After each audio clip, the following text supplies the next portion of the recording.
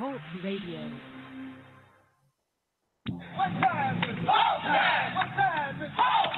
Broadcasting from Cincinnati, you're listening to the Ringside Reporter podcast. All the news from the world of boxing right here. Well, I'm talking to you the way I want to talk to you. Now, here's your host, Eric Lorda.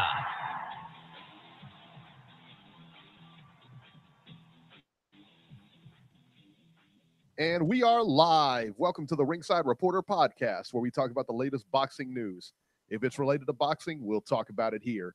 My name is Eric Lorda, and I'm here with England's adopted son, Joe Habib, and we have a great show for you today, as always. You can catch us on the web at ringsidereporter.com. Robert is not here this week, but he's back at home. I got some news. He's back at home, safe where he should be, and he should be here next week. He's getting some things straightened out at home, and he should be back next week, but he is safe. He is back at home, so that's great news for him. So moving on here, if you want to call and ask questions, you can call in right now at 323-870-3857. We'll be here till about 9 o'clock tonight. And today, we are going to talk about Tyson Fury versus Deontay Wilder. This is said to be very close and could be announced as soon as next week. How about that one, Beeb? Excited. Yeah, exactly, man. The first Matchroom DAZN card will be in Chicago, and wait till you hear who's headlining. Beeb is super excited about this. Banger! England's adopted son and Matchroom go hand in hand, just like peanut butter and jelly. There you go. But first, we get started with HBO. Sergey Kovalev versus Eleider. Is it a leader or a leader? It's a leader, right? I call him. I call him a leader, but it could be a leader. All right, we'll do a leader. A leader or a leader. I think I'm going to call him a leader. A leader. I'll call him a leader after last night. Yeah, he's a leader. Alvarez shocked Sergey Kovalev with a 7th round knockout. And let me tell you what, he put Kovalev out cold. I mean, he was done. He dropped Kovalev 3 times in the 7th round. And honestly, the fight could have been stopped after any one of those knockdowns. It was interesting, man. I tweeted out last night a side-by-side video of Andre Ward hitting Kovalev with an overhand right and Eleider Alvarez hitting him with the same exact shot. Yeah, same feint, everything. Same thing. I mean, if they didn't study that, I mean, I don't know. I don't know what to tell you, man. Exact same punch. The scores at the time of the stoppage were 58-56, 59-55 twice, all for Kovalev. I had the sense, man, that the whole fight that Alvarez was bigger and stronger. He looked physically bigger to me. When you looked at him side by side and when you looked right in front, he looked bigger to me and he looked stronger. And they were saying that Alvarez wasn't the puncher. I'm like, he looks pretty strong to me. I don't know. Those jabs were getting in. He looked good, man. To me, though, the bigger punches were being landed by Alvarez, but Kovalev, to me, was the better boxer, which what they were saying was the reverse, that Alvarez was the better boxer, Kovalev was the puncher. I didn't get the sense in any that Alvarez was any real danger, he wasn't in any real danger in this fight with Kovalev. I just didn't. He always looked like he was handling the punches really well and, trying to get there. I thought Kovalev was boxing very well, but you also noticed Kovalev start to slow down, man. In the 7th round, Alvarez connected with a big right hand that sent Kovalev down. You could tell after that knockdown, the fight was going to be over. I mean, he shook him. When he hit him with that right hand, he just, his body just looked like convulsions and just dropped. He got back up, got sent right back down. Kovalev beat the count again and was put back down again, and the fight was stopped. You could tell. Beeb, did you think after that first knockdown this fight was over? Yeah, I knew definitely it was over. He wasn't going anywhere. He looked really, really hurt. He was done. And I'll be honest with you. I don't know that. I mean, listen, I know it looked to me like he was fatigued.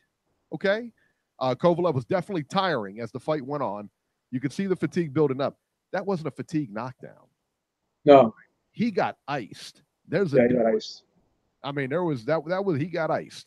After the fight, Sergey Kovalev's trainer, and I can't pronounce his name to save my life, so I'm just not going to. I'm just going to call him Sergey Kovalev's trainer. He said that he thought Kovalev should hang it up. Kovalev agreed, but said he wouldn't make any quick decisions. Honestly, I didn't like, and we talked about this prior to the show, I didn't like Kovalev's body language from the start in this fight. Even when he walked in the ring, when they were given instructions and everything like that, I just didn't like the way he looked. He just looked a little apprehensive. not necessarily intimidated, but he didn't look good. He didn't look, like somebody you wanted in there to fight, Now, Beeb, we both said, I think everybody kind of, I don't know if we picked Kovalev or not in this fight. No, we picked Alvarez, both of us, didn't we, last week? I picked Alvarez. I think you did too, didn't you? Did I? Maybe I did. I thought you did. I don't remember. Yeah, but we picked them I think we both picked them by decision, though. Yeah, but I know I did. I'm almost positive you did too. Yeah, and that's the thing, man. With Alvarez, a lot of people, they thought Kovalev, they were shocked here, but we weren't really that. I mean, listen, I was shocked that he knocked him out. I wasn't shocked that he won, but I was shocked in the way that he won. Yeah.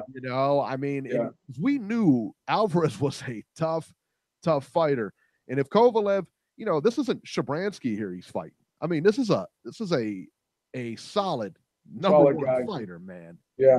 This is the guy. And if Kovalev could get past him, then Kovalev's back. I mean, but those two fights that he had, or that fight against Shabransky, and I think he had another one or something like that. Yeah. Didn't tell us anything.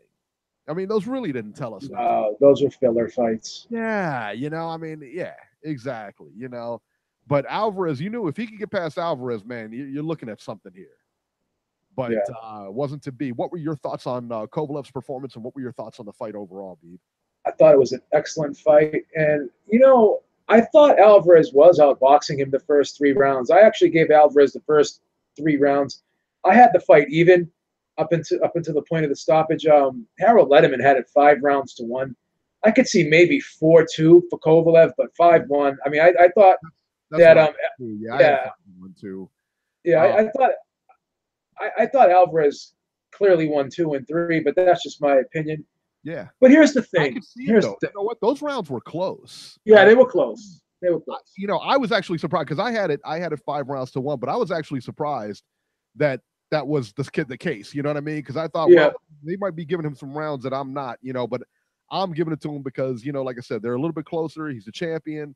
Maybe he did more, whatever. But I'm not surprised at your scorecard and at all. And if you like guys who come forward, then I could see that. I mean, I could see 4-2, 5-1. I thought was a little stretchy, but it is what it is. I mean, the rounds are close. I can't argue with anyone's scorecard. But at the end of the day, Kovalev is a guy where he keeps his hands about chest level. And he keeps that left hand really low, almost below his waist. And the problem is, if you're going to have that stance, you got to at least keep one hand up high. A lot of guys will keep the lead hand low, and the backhand will be a little higher right in the middle of the face. That way you can parry that way, or you can go like that. Kovalev keeps his backhand right at his chest. And as the fight goes on, his hands get lower and lower. Yep. And he's not a big left-hand puncher. So a lot of guys who really aren't intimidated by his power, they'll step in with the right hand because they know that the left hook's not really going to come behind, come over the top of it. He's not going to counter you with a left hook because that's just not who he is. He's a big right-hand puncher. He's a straight puncher. He likes distance. He likes space. He's really not a great inside fighter at all. So, if you can make subtle steps to the side and kind of slip those straight punches, you could wrap your own shots around the guard or over the top of his hands very easily. And, we saw Alvarez use some good movement early on. He had faster hands, definitely was getting off first with his jab. And his jab, like Roy Jones said, it was an authoritative jab. It was a jab that you could tell was a power jab, and it was getting Kovalev's attention. So, it's kind of, weird to me because I thought Alvarez kind of switched things up a little bit after the 3rd round. It's almost as if he had confidence that Kovalev couldn't hurt him, and he kind of just stood there and wanted to see what he had and kind of slugged it out with him a little bit. But even in those instances, there were still moments, or at least 1 or 2 moments in those rounds where I thought he was losing, where he landed a right hand and Kovalev was like, oh, what's going on here? And also, too, when he was up close in Kovalev's chest, he was pushing him back. And in one instance, after the 3rd round, he almost pushed him over the top rope. So he was kind of letting him know that, you know what, I'm not intimidated by you. You're not the bully. I'm going to bully you. So he kind of out-physicaled him a little bit, out-physicaled him a little bit on the inside, and he mauled him a little bit on the inside. And even after that 3rd round, you can see his trainer said, I like what you did just there. Keep doing that. You know what I mean? So Kovalev does fade late, and he could have been fading late because in those 3 rounds he did kind of empty the tank out a little bit. Threw a lot of punches, threw a lot of power shots, and mentally he could have been kind of wavering as well, knowing that this guy can take my Sunday punch and he's still here coming at me. What am I going to do to keep this guy off me? So he really couldn't fight him off him. So at the end of the day, I got the sense that Alvarez knew that that right hand was going to come, knew that he could land it, and he knew that when he did land it, he could make the best of it and make it count, and that's what he did. And I think that, as you said, Alvarez was bigger, faster, stronger, and he was an all-around better boxer. You know, you saw when he hurt him how he threw the right hand and then he whapped around a real short left hook, a real good assortment of punches. And Kovalev just couldn't stop the barrage at the end, and it is what it is. Kovalev is 35 years old, has a rematch clause. Should he exercise it? I'm going to say no, because you could tell that Andre Ward took his soul in those 2 fights, I thought, and he needed those 2 other lower level fights to get his confidence back. But then you could see that, he was saying to himself, maybe I need another gimme here when he was entering the ring, because he had that look in his eyes like, did I bite off a little bit more than I can chew here?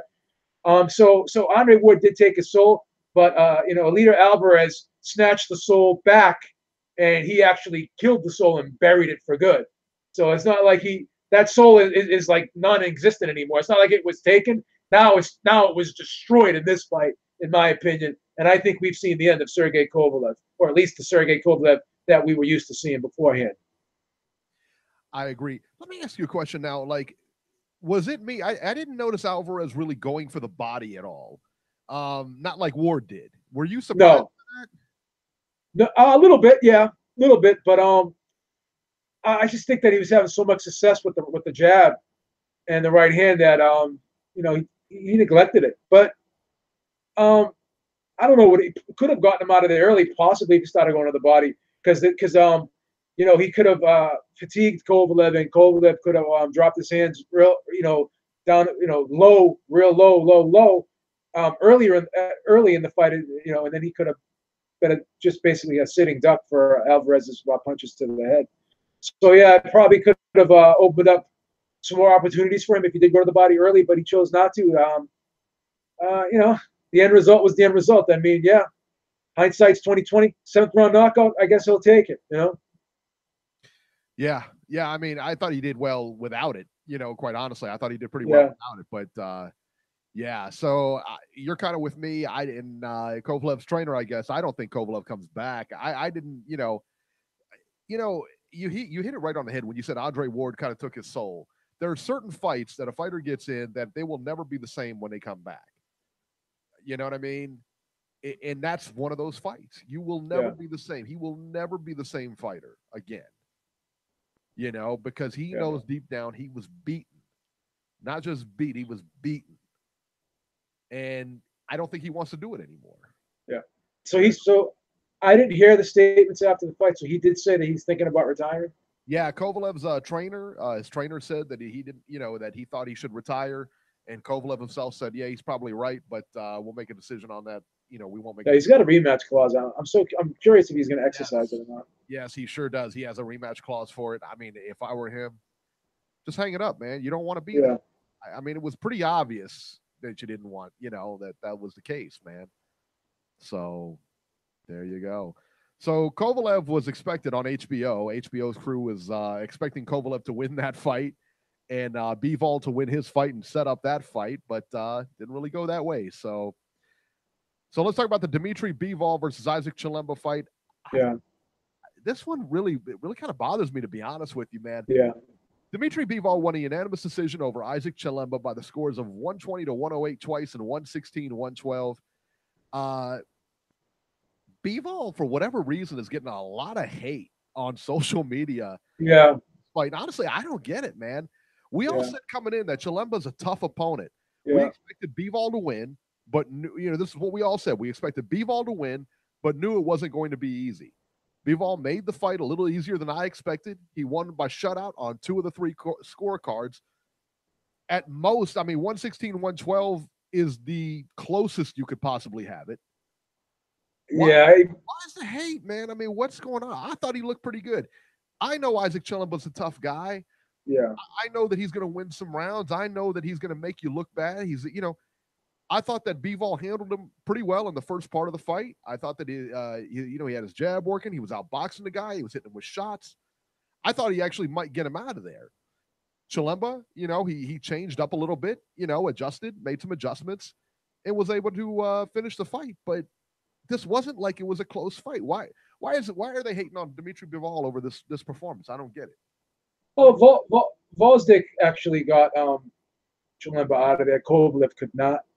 But there are some similarities between Bivol and Kovalev, where they're both straight punchers. They don't really throw the hooks and the looping shots, the uppercuts on the inside.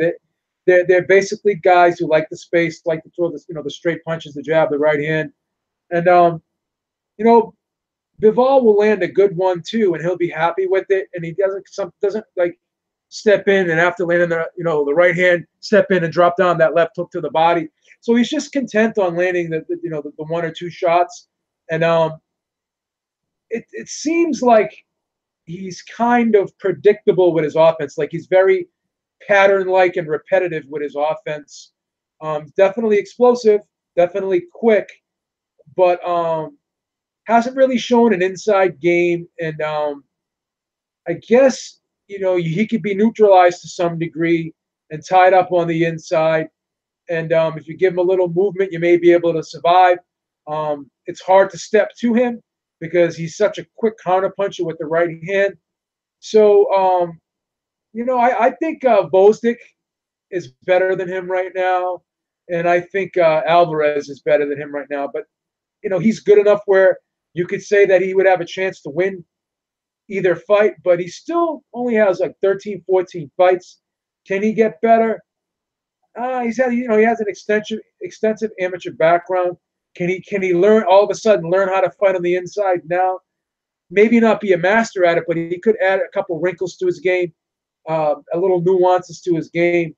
But those are some things I think he can improve on. Maybe developing a better left hook, developing a better inside game, and maybe stepping inside a little bit, or at least into the mid-range area, and maybe going to the body, maybe wrapping some shots downstairs, coming up with an uppercut, turning over a hook, instead of just throwing the straight shots and being happy with landing the right hand from the outside and peppering his opponent with the jab. It seems like he could add a little bit more weapons to his offense, in my opinion, and maybe sharpen things up a little bit. But you got the sense in that fight that it was almost like a sparring session, and he was content on going rounds. And there's nothing wrong with that. I mean, there's nothing wrong with winning every round and walking home with a shutout. But boxing fans, the way they are, who want excitement, and when someone has a lot of hype behind them, they're going to expect them to live up to the hype, So I could see it, but is it fair? Probably not fair. Yeah. But I understand it. Yeah. See, I mean, like I said, man, he shut him out on 2 cards. I don't shut him out on my card too. I didn't give Chilemba any rounds. Maybe 1 or 2 if you wanted to be generous, but yeah, I didn't feel like being generous, so I didn't give him any rounds. Right. Yeah. But like I said, 116, 112, that's the widest you could possibly have it. And that's very generous. Yeah. Very generous. I mean, I would love to see Bivol versus Alvarez. Yeah. Why not? That's a good fight. I mean, and as far as who would win that fight, man, I tell you what, I don't know. No, I'd pick Alvarez. I don't know. I'd pick Alvarez. I'd be comfortable in picking Alvarez. Not a gimme for either fighter, man. No, it's not a gimme. But either fighter, but you can. It's not like a wash. Make a case. Fighter could win. You can make a case. Could win that fight. Yeah, no question about it. Maybe Bivol needs a little bit more experience because Alvarez does. What does he got? How many fights he got? 13, you said? Like 4. I think yesterday was his 14th fight, if I'm not mistaken. Yeah, I mean, the guy's just getting started. You know what I mean? Give him some. But to be where he is after 13 fights, 14 fights, I mean, he's in a good spot. Yeah. He's in a good spot. Got a title. At least I always look at Chilemba as like a gatekeeper. He's that kind of guy. Yeah. If you can get past that guy, you got a future. Yeah. You might be going somewhere. But yeah, I mean, I was on like I said, social media last night and was just shocked at like all the vitriol coming his way. Yeah, wow, you guys are rough. Yeah. Well, he had a tough act to follow. Not follow, but he had a tough act to compete with Alvarez's performance. For sure. Yeah. I mean, now Alvarez. I mean, that he looked good. He looked spectacular. He really did.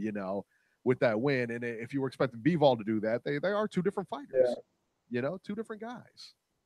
You could see Alvarez's face. Like I've never seen a guy that focused. Like, I mean, his eyes were like, he was in there and he was taking shots and he was just looking like, he was just like this. Like, yeah, like the punches didn't even phase him. He was like in a zone last night. Like he was not going to go home last night without those belts. That's, he was determined. He just had that look. Yeah, he had that look about him yesterday. Did you notice that they announced him as the unified champ?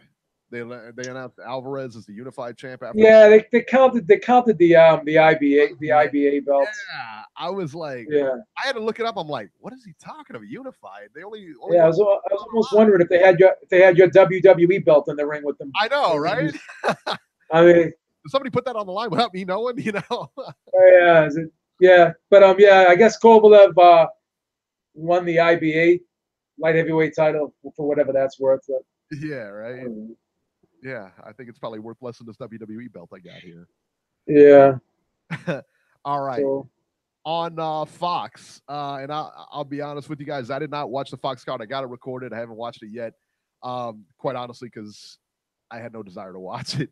I had no desire to watch Devin Alexander or Andre Berto fight. It just wasn't, wasn't a good match. Wasn't a good matchup for me. I didn't, and I think, and I told Beeb this prior to going on too. I said, I think my big problem with this card was not that Devin Alexander and Berto were fighting, the fact that they were headlining this card. I think you could have put somebody else in that spot because this is not a main event fight. And I'm not saying the fight wasn't good. Whatever the fight turns out, man, the fighters always show up. It was a good fight. It was a good fight. Good fight. But the thing is, man, it's like I said, these two fighters, they're not championship caliber fighters anymore. And to put these guys in, they're on the tail end of their careers, man. So why? I'd rather see. I think I would rather see Peter Quillen and Jay Leon Love headline this thing. And I know we're going to get everybody coming back on me saying, well, that wasn't that good of a fight. It was one-sided. I got it. But you don't know that going in. No, on paper. So that's the point. Everybody's hindsight is 2020. But so Andre Berto won a split decision over Devin Alexander by the scores of 114-113 for Alexander and 115-112 twice for Berto. B, what were your thoughts on this? You said it was a pretty good fight, but I enjoyed the fight, and I thought there was a lot of good ebb and flow. A lot of people are calling it a robbery. I actually had Berto eking this one out by points. Yeah. And I thought the knockdown, people question the knockdown with Devin Alexander, but this is the thing. He landed a beautiful straight left hand in the third round, and then he landed it, and then Berto was definitely hurt by it, stunned, and he turned his body away, and he was kind of like lurching downward a little bit. And if you're going to turn your back to your opponent, then you're going to get hit in the back of the head. But most of the damage was done by the straight lefts, and he was definitely hurt. And the other punch kind of grazed his head, and the other one missed his head. That supposedly the two shots that Alexander threw behind the head. But I thought it was a legit knockdown. I thought the left hand definitely hurt him. And I thought Alexander, when he was able to get off first with his jab, and he was throwing a lot of sneaky left hands down the pike when he had the space. And I thought that got off to a good start. Definitely got off to a good start. But he gave some. Let me look at my card real quick, because I had this fight kind of close here. Let's look at my card. Yeah, so I thought, he won the first 3 rounds easily. I gave the 4th round to Berto. That was kind of like a swing round. I gave the 4th and 6th round to Berto. I just thought Alexander kind of took his eyes off the prize a little bit. And Berto took a page out of Sean Porter's book in this fight. He got in, Devin's chest, kind of got low, and then he barreled in a little bit. Wasn't really throwing a jab, but he could kind of throw like a little touch jab, just like boom, boom, boom, get Alexander preoccupied with it a little bit, and then he darted in behind it. And when he got inside, tucked his chin, had his head off to the side, and it was like leaning on Alexander, and he was kind of dirty boxing him. That the old term that they use in MMA, where you kind of grapple a little bit inside with one arm and have the other arm free, and he was like digging the shots to the body, throwing uppercuts. So he was mauling Alexander a lot, in certain spots in this fight. And I thought he was very effective at doing that in rounds 6, 7, and 8. And then I thought Alexander came back in the 9th. But then I thought Alexander allowed himself to get outworked and outmuscled in the championship rounds, 10, 11, and 12. So, people are calling this a robbery, but I think that, Berto had to make the fight ugly because he knew he wasn't going to beat this guy outboxing him because of Alexander's hand speed. But this is what I've noticed about Alexander. If you get in his chest, you rough him up a little bit, you maul him like Sean Porter did, like that guy Aaron Martinez did. He has a hard time, holding you off on the inside. He has a hard time dealing with guys who are big and strong, and guys who want to lean on him and push him and maul him and throw him around a little bit. If you can't outbox him and you're able to do that against him, and if you're able to withstand his shots, then you can slow him down. And I think he was getting kind of worn out by being muscled, because when you got a guy in your chest like that, and you're trying to like get him out of there, and you're trying to fight him off, and he's just leaning on you, pushing you, that's going to take a lot of energy away from you. And Berto was landing some decent body shots in there too. And as he was grabbing him and mauling him and pushing him back, he always had one hand free. And he was always, digging to the body or, throwing shots to the chest, throwing little short uppercuts. So it wasn't pretty, but I thought Berto did enough to get, to outwork and out hustle and out muscle Devin Alexander on the inside. And I thought he did enough to eke out a decision. I wouldn't have been disappointed if it went the other way, but I just thought that Berto was the guy who seemed to want it more and was willing to do whatever he had to do to win this fight. And I think that Alexander he got bullied in this fight, and he didn't have any answers for it, in my opinion. Yeah, they were talking, and I don't know. I know Alexander and Berto were talking about they think that the winner of this fight is going to get a championship, like a title match. Yeah. Come on, man. I don't want to see that. Well, let me tell you this. This could be Keith Thurman's next opponent. They were talking about Alexander fighting Keith Thurman next. Now that Berto won, I mean, again, they're not. When Keith Thurman comes back, he's not going to come back against the top. He's not going to come back against the killer, right? He ain't fighting Errol Spence next. Oh my goodness. So, yeah, he's not fighting anybody next. Yeah, so he'll probably. I wouldn't be surprised if Berto ends up fighting him next. You know what? I tell you what, it wouldn't shock me either. It wouldn't shock me. Yeah, I could see it happening. Nonsense. All right, Peter Quillen versus J. Leon Love. Quillen won a unanimous decision over J. Leon Love. Scores were 99-91 and 98-92. Pretty one-sided. Beeb, is Peter Quillen back? No. I will say this. The thing about Quillen is he's just not really fluid with his offense. It seems like he's always loading up. And, you had a guy who was backing up the whole fight, and his timing looked off. I mean, he was landing shots, but he wasn't landing flush. He was missing shots by a mile. He just had a guy that was a little bit wary of him. J. Leon Love was backing up and almost looked like he was trying to suck Peter Quillen into counters. But, he was getting touched a little bit. It's being pushed back a little bit. Quillen was throwing a lot of punches, but, even the punches that probably didn't land flush, they still probably got J. Leon's attention enough where he was hesitant to counter. But with all that being said, I saw Peter Quillen missing a lot of punches, not landing a lot of punches clean, and really not setting up shots. And if he had someone else in front of him who could counter well and who wasn't intimidated by him, with all due respect to Jalen Love, looked like he was a little bit intimidated last night. And, it showed. But, again, I don't like these long layoffs. It's good to see Peter Quinlan back in the ring, but you could definitely tell he was rusty. His timing was off. Wow. In my opinion. All right, let's talk about Sergey Lipinets versus Eric Bonet. Lipinets won a majority decision over Bonet, 95-95 draw. This is an odd scorecard, 95-95 even, 99-91, and 98-92 for Lipinets. How did you see this fight, Beeb? Did you see Lipinets pretty much handling it, or it was? No, close? I could see it a 6-4 fight for Lipinets, possibly a draw. I thought Bonet got off to a great start in the first 5 rounds. You could argue that he won all 5, or at least 4 of the 5. And I think that he was moving a lot early. Lipinets still kept coming forward. Lipinets can cut off the ring, but he's just not the fastest guy in the world. And when he does cut the ring off, he still takes some time to get his feet set before throwing punches. So he's not like I like to say, the stop and pop type guy, where the guy who can move and set and pop quick. He's a guy that really takes time to get his feet underneath him and get set. And he's a plotter. And but he's a determined plotter. He's like a plotter who's kind of a clubbing puncher. He's not really a sharp, explosive puncher. So you can see the shots coming, but the thing is he just doesn't stop coming. So you may block 1 or 2, but you're not going to block them all. He's very determined. He's a dogged, determined type guy in there.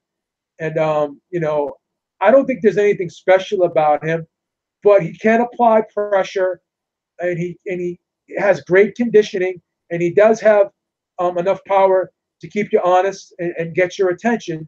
So it's not like you're going to sit there and try to trade with him. It's not like you're going to sit there and gamble on his power.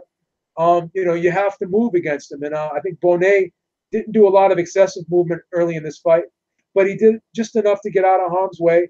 He had a really, really sharp, crisp jab in the fight, and I thought he was winning the fight basically with his jab the first half. But he started slowing down. There was a lot of physical and mental pressure. You can't move the whole fight. You got to be able to, stop a guy in his tracks, and you can't have to continuously fight a guy up. It comes a point in the fight where you're gonna have to stand and fight, and he just didn't have the firepower to do it. So when he wasn't moving, he was clinching. And when he wasn't clinching, he was getting, hit. So he did just enough to survive the second half, but not enough to win rounds. And that's how I summed it up. That was my assessment of this fight. I just didn't think he had the pop or the firepower to stop Lipinets. But I'll tell you this. I like Lipinets. He's the type of guy, in my opinion, who gets the most out of his ability, but there are a lot of limitations there. Not a quick guy on his feet, very flat-footed, and again, a guy that really needs to set before throwing punches. He can't transition quickly, offense, defense, offense, and I think guys who are quick, guys who can pop, guys who can counter punch, especially at 147. I see him having a lot of problems up at 147. I don't think he's big, strong, or fast enough to deal with an Errol Spence, a Danny Garcia, guys of that type of stature. I don't see him being successful against those guys at all. Right. No, neither do I. But you're right, man. He's like, you can tell he's a guy that doesn't have like natural gifts. Yeah. He's not like a Roy Jones or anybody. Yeah, he's just not an athletic guy. He's not an explosive guy. He's not a quick guy.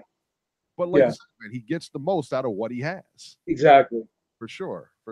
And he's in great shape, and he has a really, really determined attitude when he's in there. It's hard to discourage the guy. Even in the Garcia fight, I think probably Garcia was even surprised that he was standing up to those shots. He said it after the fight. So. Definitely. All right, some more on that undercard there. Marcus Brown versus Lenin Castillo. Brown wins the unanimous decision over Castillo, 97-92 and 98-91 twice. Marcus Brown was actually knocked down in this fight. From what I'm understanding and what Marcus Brown said after the fight, he said it was more of a slip than a knockdown. He said, but this is boxing and anything can happen. So yeah, sounded like he was all right and sounded like he controlled the fight throughout. Louis Collazo versus Bryant Pereira. Collazo wins a majority decision over Pereira. Richard Kami versus Yardley Cruz. Kami defeats Cruz. And Gary Antoine Russell versus Jose Esquivel. Gary Antoine Russell wins via first round knockout. Now, this is not Gary Russell. This is Gary Russell's brother. In case you're wondering, all of Gary Russell's brothers are named Gary Russell. The father, I believe, is Gary Russell too. So there you go. Gary Russell Sr., Gary Russell Jr., kind of like George Foreman. You remember George Foreman named all his kids? Yeah. He named his daughter Georgette. Georgina. I mean, like, wow. Yeah. Yeah. They might name my first son Beeb. Yeah, exactly. Beeb the second. Beeb the second. Beeb the third. Absolutely. Love it. Be better. If I have a girl, call her Be better. Yeah. Hey, you got to carry on the family name. Exactly. That's it. That's how you do it. On ESPN Plus, Tevin Farmer versus Billy Dibb. One-sided fight here. Tevin Farmer defeats Billy Dibb by unanimous decision. The scores were 118-109, 119-108, and 120-107. After the fight, Billy Dibb immediately retired, and Tevin Farmer called out Gervonta Davis again. And maybe it's me. Maybe I'm the only one not excited about this, but I think it's a one-sided fight, Gervonta Davis and Tevin Farmer. I don't see Tevin Farmer having a chance against Gervonta Davis. Maybe I'm wrong. Maybe there's something I'm not seeing. Yeah, I think that's a one-sided fight. Yeah, I think Tank's got too much power and explosiveness for the kid. It's too strong. Yeah, I don't see it being even competitive, to be honest with you. On Bounce TV this week, Dennis Galarza versus Ladarius Miller. Ladarius Miller won a unanimous decision over Galarza. Scores were 99-91, 97-93, and 96-94. All right, before we go to the upcoming fights, let's go to the phones here. 312, you're live. Fight Doctor in the house on Rick James status as always. Yes, sir. What's going on, Doctor, we knew it was you too. We saw you call in before the show. I was like, I know that's Fight Doctor. What's happening? Probably happy to see Kovalev get knocked out. I know that. Well, that's his favorite fighter, man, Kovalev. Listen, actually, you know what? I'm happy not so much that Kovalev lost or the manner in which he lost, although I will add the way in which he lost was very entertaining. I'd already told you guys that Kovalev was done, okay? Andre Ward ended Kovalev. Yep. And I want to say Andre Ward has probably ended HBO as a major outlet for boxing because they've lost Kovalev, because Kovalev is done. I suspect that you'll see something similar happen next month when Alvarez finishes off Golovkin. And then at that point, who will HBO have left? They will have no more hype jobs left to sell us. Okay? So in that regard, Beeb, yes, I am happy. I'm happy that the hype train, which is the what HBO has been selling us all these years, is finally, listen, the chickens are now coming home to roost. Okay? They've been feeding us this boogeyman in Sergey Kovalev, who supposedly is knocking everyone out and this, that, and the other. And he is what he always was, which was essentially a hype job, smoke and mirrors. That's all it was, okay? I think, Beeb, you may have touched on this earlier, or somebody touched on this, about if you really go back, if you look at Kovalev's record, what are his top 3 wins? I mean, who has he really beaten? Okay? Now, let's take away the first Andre Ward fight because that was a close fight. Let's take that away. You have Hopkins, you have Pascal, and then, I mean, guys, help me out. Who else do you have on Kovalev's record that's even worth mentioning? I mean, who has he beaten, really? Yeah, I mean, I would put Ward, like I said, man, I agree with you. It was a close fight. He lost the fight, but, I mean, a majority of people I thought he won the fight. And I thought he won the fight pretty handily too. But yeah, Hopkins and Pascal, and off the top of my head, that's about it. That's about it. But those are pretty big. I mean, not Pascal so much, but Hopkins and Ward, pretty big names. okay, so then, well, Pascal, he beat a guy who had already been, if I'm not mistaken, by the time he got his hands on Pascal had already lost to Bernard Hopkins, if I'm not mistaken. Yeah, I think you're probably right. Yeah, Pascal, like I said, man, Pascal was he did. Canada. Yeah, he's a big name in Canada. And if I'm not mistaken, Pascal has a loss to Carl Fratch at 168. He does. That's correct. So in beating Pascal, he hasn't done anything above and beyond what an old man Bernard Hopkins and what a super middleweight Carl Fratch had already done previously. Yeah. So outside of Fratch, outside of Hopkins, who has he beaten? Hopkins is the biggest name on his resume.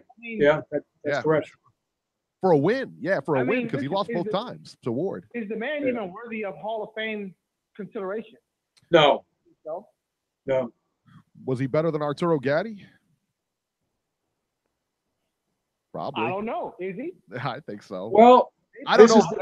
I don't know if he belongs in the Hall of Fame, but that's the measuring stick you got to go by now. Here's the counter argument to that. How many memorable fights has he been in where he's won? Yeah. That's how many memorable? Oh, that's Arturo Gatti was in a lot of memorable fights. Very much. A lot of memorable fights.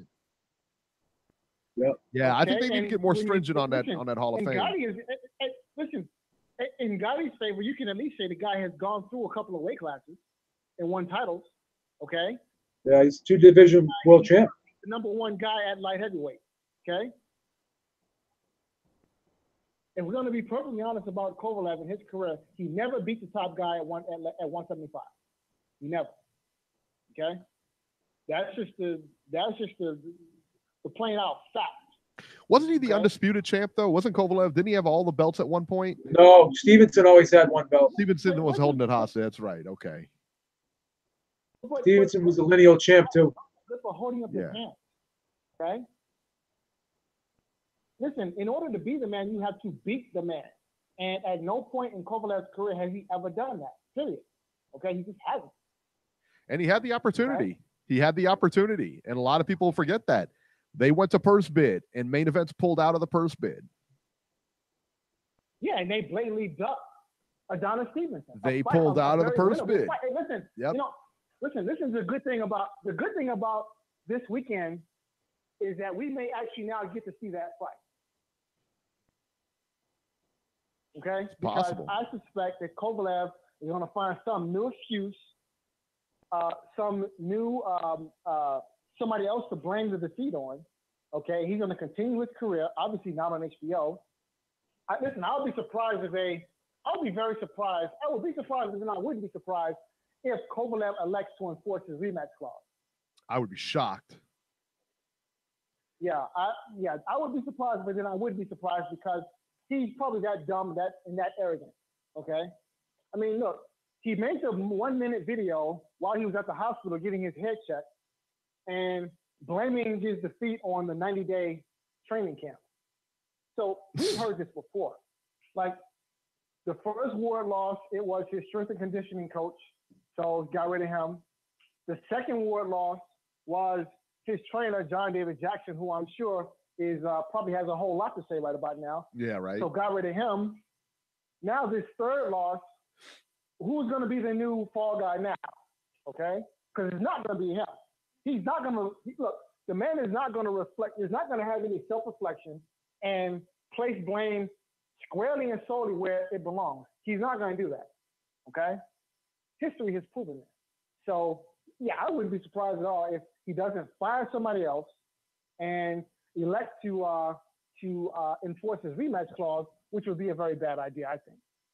Yeah, and I hope there's somebody around him. I hope there's somebody in his camp telling him, you don't need to do an immediate rematch with this guy. Okay, in fact, he probably needs to just retire if he's smart. Well, yeah, and that's what his trainer said to him last night at the press conference. He said he thought it was time for him to hang it up, and Kovalev agreed. But yeah, I agree with you. I think it's suicide. I think it's suicide to do a rematch clause with this guy. Yeah, Alvarez is all wrong for Kovalev. At least the Kovalev that we have in 2018. Okay. But I mean, if he does elect to continue his career, and I suspect that he will, take the Stevenson fight. Okay? I don't know because, I tell you what, I don't know if that happens or not, to be honest with you. He's going to have to get a new trainer after this. I mean, because you can't really keep a trainer who tells you to retire because he doesn't really believe in you anymore. He would probably have trouble training you. So he'll have to look for a new trainer if he decides to continue after this, I would think. And then what? And then where do you go? You're still under contract. I'm sure he's still under contract with Main Events. That Stevenson fight is still off of the table because Main Events is, he's still going to have to fight on HBO if he comes back. I don't know. He's in a tough spot. Well, I mean, I'm not privy to whatever his contract situation is, but I don't think HBO is going to be knocking on his door anytime soon for him to come and fight on that network. I mean, listen, at the post-fight interviews, you basically have, Jim Lampley and Roy Jones Jr. So, and I guess also Max Kellerman all in agreement that Kovalev is finished. So, why the man is damaged goods. So why would you want to, I don't know. I guess if you're HBO, you're probably thinking, well, who else do we have to promote? So, I mean, who knows? I don't know. The only thing I do know is that I'm glad that the hype train, the Kovalev hype train has finally come to an end. Okay. We can all see this man for who and what he is, not the monster, the Frankenstein's monster that he's been made up to be all these years. Okay. The man is a tomato can crusher. And this time, instead of crushing the tomato can crusher got crushed. Okay.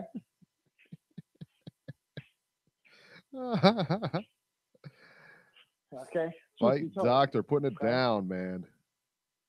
Listen, before you guys kick me off, one other point I want to make that has nothing to do with this weekend, but I just want to talk about Alvarez Golovkin real quick. I was bouncing an idea around in my head. And I want you guys to sort of like marinate on this for a minute, okay? And just give it some thought. It may sound kind of far-fetched, but, I've just sort of like been doing the math and I was thinking maybe, possibly, Alvarez failed that drug test intentionally. Okay? Now, I know that sounds crazy, but just hear me out, okay? All right. Now, it's my belief that, and Paulie Malignaggi made a video a few months back, basically saying what I'm about to say now. But I believe sincerely that the top tier guys, basically, if you look at a division, if you look at the top 10 guys, that the top half of the top 10 are certainly doing something, okay? And more than likely, all of the guys in the top 10 are doing something, okay? So now we know that the Russians are notorious for being drug cheats, okay? Mm-hmm. And Golovkin, while isn't Russian, he's part of that whole Russian universe, okay? So I'm thinking that perhaps maybe Alvarez failed that drug test on purpose in order there would be more scrutiny in the drug testing leading up to the rematch. So that now, not only is there a magnifying glass on Alvarez, but by necessity, there would also have to be more scrutiny on the Golovkin testing regimen. Now, did you guys see the promo pic? I did. That they released the other day? Yes, I did. Golovkin doesn't look like Golovkin. No, okay? he looks pudgy. He looks very pudgy, very overweight. Real soft. There's some belly fat there, okay? Big time, yeah. So what that tells me is whatever his normal regimen is, something is off. And I suspect, now this is just a theory, and it may be a little far-fetched, it may be a little wild, okay? But just hear me out. But I'm thinking that whatever his normal regimen is, right now he's not on that. Whatever he has been taking in the past, maybe it's just because I'm sure that Alvarez is that his testing regimen is definitely the scrutiny is now higher than what it was in the first fight. And if they're going to have Alvarez under a microscope as far as the drug testing, then by necessity they will also have to have Golovkin under a microscope because they have to be subject to the same testing regimen. Okay. And I know that the Golovkin camp is thinking there's no way in hell we can fail a drug test. So that coupled with this recent picture, I'm thinking that maybe perhaps you have a Golovkin. We'll see a Golovkin in September who isn't on his regular doping regimen, 36 years old. Now all of a sudden you have to train and get ready for a fight without your regular drugs, without your regular power pellets. Okay? Maybe this is by design. Okay? On the Alvarez part, in the Alvarez camp. Maybe this is what they wanted to do. Maybe they wanted to fail that drug test so that now they could beat some more scrutiny on the Golovkin side of things. So now this 36-year-old man, okay, who's supposed to be Frankenstein's monster at 160 pounds, now all of a sudden you can't take your Russian power pellets anymore, okay? So guys, look, that's just my thought. Mull it over, marinate on it for a while. I would love to hear your thoughts. All right. Thank you so much, Fight Doctor. As always, great call. We love hearing from Fight Doctor, man. We wish you heard from him more. All right, let's address that real quick, Beeb. Okay, so what Fight Doctor is saying in his conspiracy theory is that Canelo got busted on purpose to put more scrutiny on Triple G's drug use or whatever. He wants more testing on Triple G because he's in the Russian area and stuff like that. He's actually from Kazakhstan, which I don't believe is a part of Russia. That's correct? Yes, Beeb? I believe it's not, no. Right. So he's not really very close, though. Very close. Very close, but not really part of the whole Russian doping thing. You can't really lump him in. He's not really Russian. That's number one. But number two, I mean, in what is it? I think it's Notorious in the chat had said, okay, 30 million. I think he's costing himself X amount of millions, because he doesn't know. I mean, so if he tests positive, he doesn't know what his suspension is going to be. He doesn't know what the ramification. Clearly, he was not expecting the fight to get canceled. Yeah, nobody was. So that's number one. So even if he did fail it on purpose, he's not expecting the fight to get canceled. Yeah. Not to mention all the promotion that went into that fight, the money that was lost on Golden Boy and on both sides, all the money that was being lost. Trust me, he lost more testing positive for this than he would have otherwise. He would have made a lot more money then than he would have now. So as far as the conspiracy theory, I'm gonna have to waive that because I don't think that's I I respectfully disagree with Fight Doctor, but I will say this, and I've said this for years, and I've always held true to this, that I suspect everyone at the top level in the sport could possibly be taking PEDs at some type in some capacity. Yeah, for sure. So that's just my opinion. Would I put it past Golovkin? No. Can I accuse him? No. But would I put it past him? No. But I've seen Golovkin look like similar to that, before. Keep in mind, Golovkin's never looked like that at a weigh-in. He's never looked like that on fight night. I've seen him look like that prior to fights, before 30-day weigh-ins and stuff like that, before training camp starts. He looked kind of puffy before in other promos that I've seen him at. And I remember that people were saying the same thing. Oh, Golovkin looks fat. He looks this. He looks that. Golovkin's like Mikey Garcia. He's never going to be a body beautiful. He's never going to be ripped. Did he look soft? Absolutely. Is it something that I would be concerned with?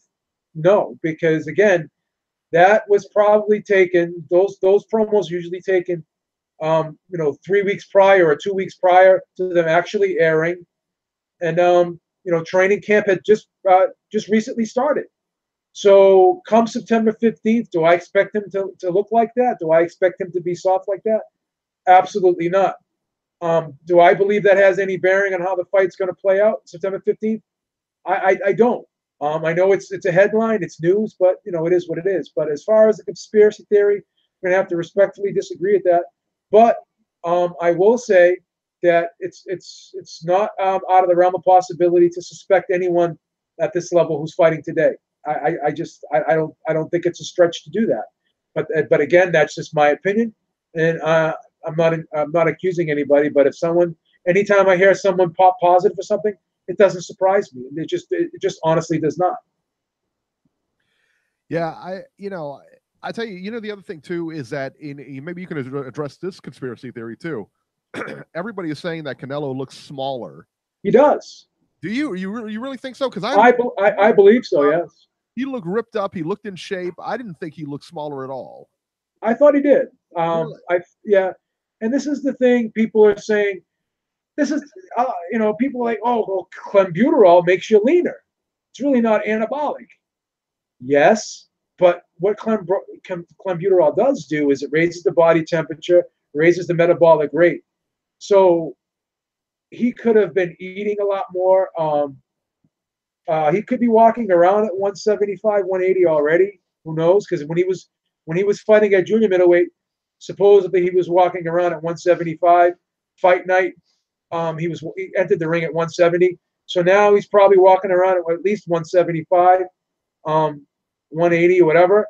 So if you're able to be on clenbuterol and eat whatever, eat a high caloric diet, the clenbuterol will help you burn off the excess calories, and it allows you to utilize your nutrition better. So I thought he looked bigger and he looked more muscular because I thought he was probably eating more. Now I think a lot of things could be happening right now. I think just being stressed out from the whole ordeal, that could help. That could make him be a little upset, a little nervous. And that could, that in itself sometimes affects weight loss. When you're depressed, when you're anxious, when you're going through something, a lot of people lose weight because of that. And I think number two, I think he's really, eating less foods now. He's not eating beef at all. So he's probably not eating the same diet as he was back then, because he's concerned about popping again. So if you're not eating beef anymore and you're eating fish all the time, fish is very low calories, good protein, but it's not a real calorie dense food. So he's probably changing things up there. He's probably training harder now because he realizes that, I need stamina. So I think I don't think he looks bad, but he doesn't look as big and muscular to me as he did last year. That's my opinion. And again, that's just the way I see it. Last year he was like big and hard. He's like big. Now he looks almost like he looked like when he was a junior middleweight. Wow. That's just my opinion. Right. But other people disagree with it, and a lot of people agree with it too. Yeah, that's just how I see it. I think he looks. I do think he looks smaller. I think he looks a lot less muscular too. All right. Real quick before we go back to the phones, there's a couple people in the chat. Some people are asking about Ringside Robert. Where is he at and everything like that. I kind of addressed this at the top of the show. Ringside Robert is back home. He came back home this week. I know he's getting some things straightened out over there. It sounds like everything is he's back to getting back to normal, and he will be on next week. So there you go. There's your Ringside Robbie update. All right. We've got quite a few callers, so just keep in mind. So just kind of we're going to make our points and kind of move forward. We're not going to be we just want to give everybody a chance to talk tonight, okay? So area code 718. You are live. Yeah, how you doing? How you doing, Habib? How you doing, Eric? Hey, hi, Suleiman. Suleiman. How are you, sir? Yeah, so these fights this week were pretty good. I mean, we have to compliment also Sergey Kovalev for fighting the best. I mean, this is a guy that Alvarez was a fighter that was avoided by many other champions. Adonis Stevenson avoided him, and he finally made the fight. And during that fight, the kid bulked up. The kid, he's a fighter that you could see the biceps. The guy's developing, and also what happened is that he fought a guy when he fought Alvarez. Alvarez is a mover, so he's spending more energy just keeping up with the guy, And like you said, earlier on the show, the guy Sergey Kovalev is a limited fighter. He's very tall. He has very long hands. There's not so much he could do in the inside, so he spent a little extra energy during the fight. And at the end of the day, that's what wore him out, was his stamina. He spent too much energy in the fight, and the kid was still fresh and tagged him, and he finished him. I don't think he should call his career. Everybody's like immediately saying, "Oh, he should retire." He has to look at his training regimen. He has to see if he struggled to make the weight, maybe he could move to cruiserweight and become a champion at cruiserweight once again. He still could box. He showed a lot of good stuff in the fight. He said he fought a fresh opponent, a fighter that's been avoided. that's very skilled, that boxes, and it's a fresh face in a light heavyweight division, and also all the fighters are getting older. He's getting older. Adonis Stevens is getting older, so it'd be a fresh face, and also that match with Dimitri Bivol, that would be a good fight. That's a good fight to see. Him and Alvarez again. Eventually, they're gonna meet because they're the two new guys in the block, and also Bivol's a little fresh, a little too green for him. But if Bivol manages to get a couple of other good fights, that would be a good match. Now, the other fights that happened this fight with you didn't mention Luis Calazo. He fought this weekend. He got a good win. He's another fighter. He's having problem finding opponents. He only fought one guy this weekend. I mean, with this year and last year. I would like to see him against in a rematch with Keith Thurman. See how he does on the second time. Eric Bonet is another fighter. I think he won that fight. He has that drop style that you mentioned that he uses, and it was very effective last night. But he didn't have enough power to hurt the guy. They should have given him the decision anyway. I don't know why Lipinets got the 147 fever. He wants to move up in weight and compete with the 147 pounders, even though he lost his title at 140. I think that's a bad mistake. You go back to 140. He can't deal with the power. He's too slow. Maybe at 140 he could once regain his championship again. Yeah, this weekend I know you got a lot of callers, and this weekend is this weekend you had a lot of good fights. I'm just trying to mention the best fights that I saw. Andre Berto, he got fast hands still. I don't know if he should put him with Keith Thurman. He should get a couple of more fights to solidify himself in the WBC rankings. Maybe him against Danny Garcia will be a good fight. I wouldn't mind seeing that. You guys have a great evening, and you guys take care. Oh, thank you so much, Suleiman. We appreciate it. Great call as always, man.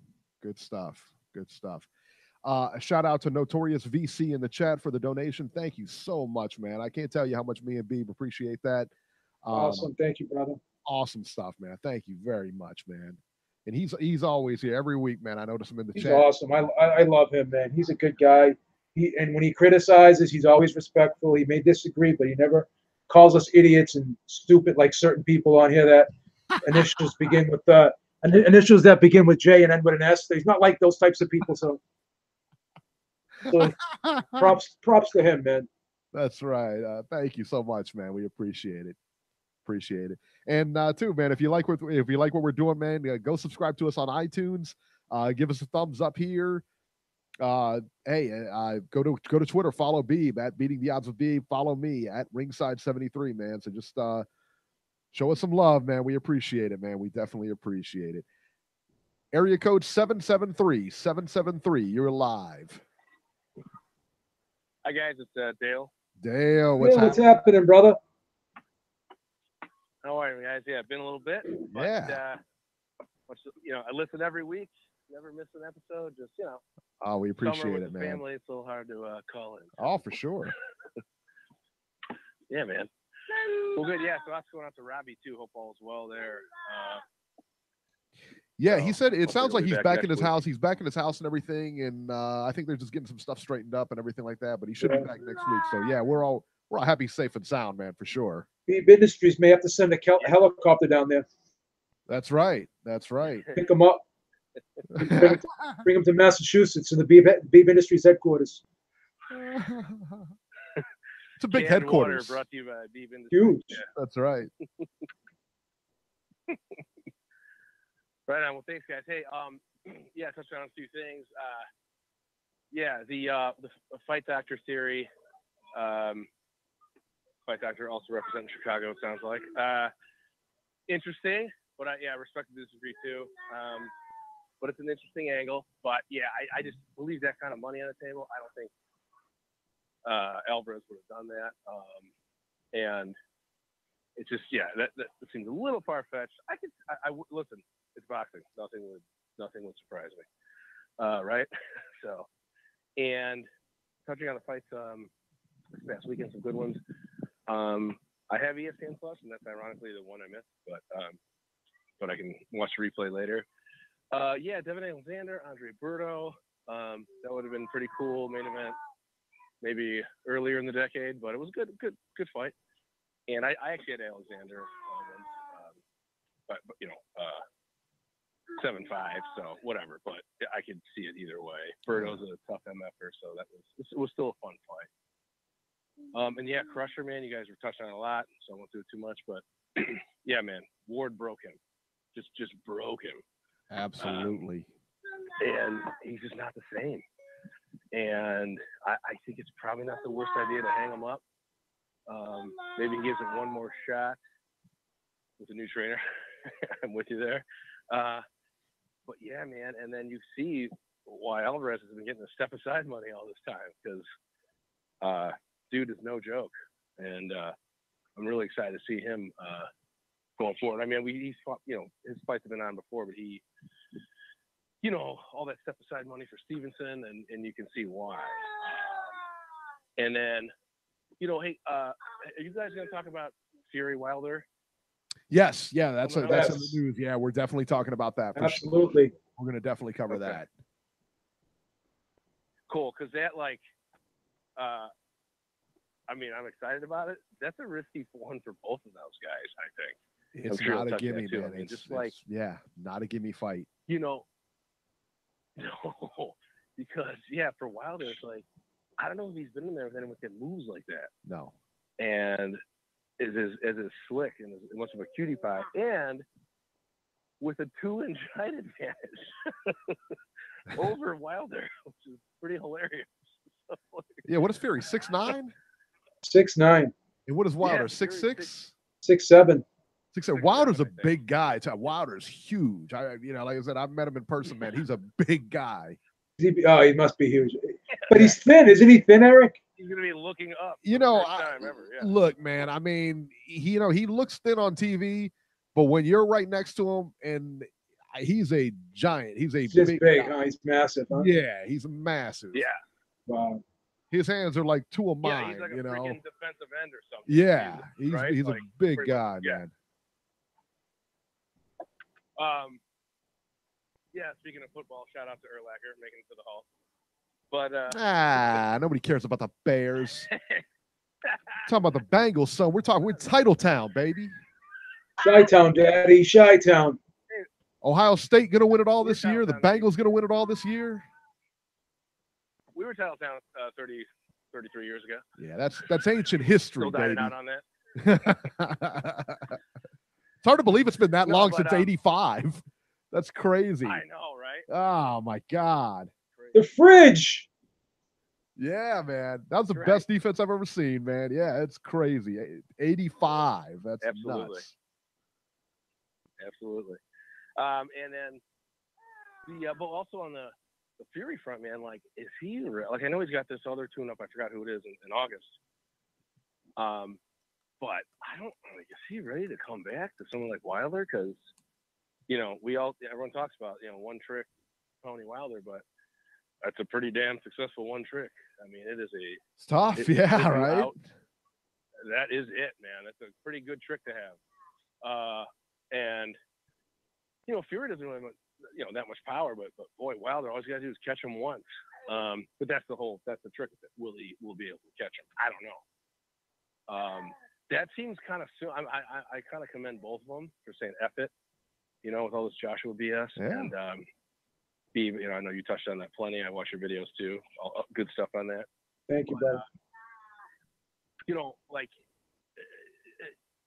Both of them, Fury's always trying to get, he's always talking shit, and that's great. And if he actually shows up and goes through with this thing, if they sign it, that's all well and good. And for Wilder, he's probably saying, screw it. I'm gonna go get I'm gonna go get a big payday in the UK still, and then, in his mind, he's gonna beat Fury, and then he's gonna have the Joshua fight in April. It's actually kind of a win-win for him. But that's if he beats Fury. That is not a gimme for either guy. No. So, because if Fury's not 100%, it's a good night, man. And then he's probably, who knows what the hell happens to him then, because he's just with all his issues and stuff. So, I'm a big fan of them both. So I'm excited. I'm excited as hell. So. You're gonna go, Dale? It's supposed to be in Vegas. You gonna go? Vegas? Supposed to be in Vegas, from what I'm hearing. In December? You know what? What the hell? It'll be stateside. Yeah, it'll definitely be stateside. Stateside, yeah. There's more flights from Chicago to Vegas than I think anywhere. So yeah, right. Yeah. Why the hell not? Yeah, right. What else we got to do? Right? But I guess that's about it, guys. I just want to say, love the show, keep up the good work, and I'm even if you hear, I'm sure that goes with most of the callers. We only call once in a while. We're always listening. So all right, thanks, man. brother. We appreciate it for sure, man. For sure. Thank you so much. Good deal. All right, let's go to 480.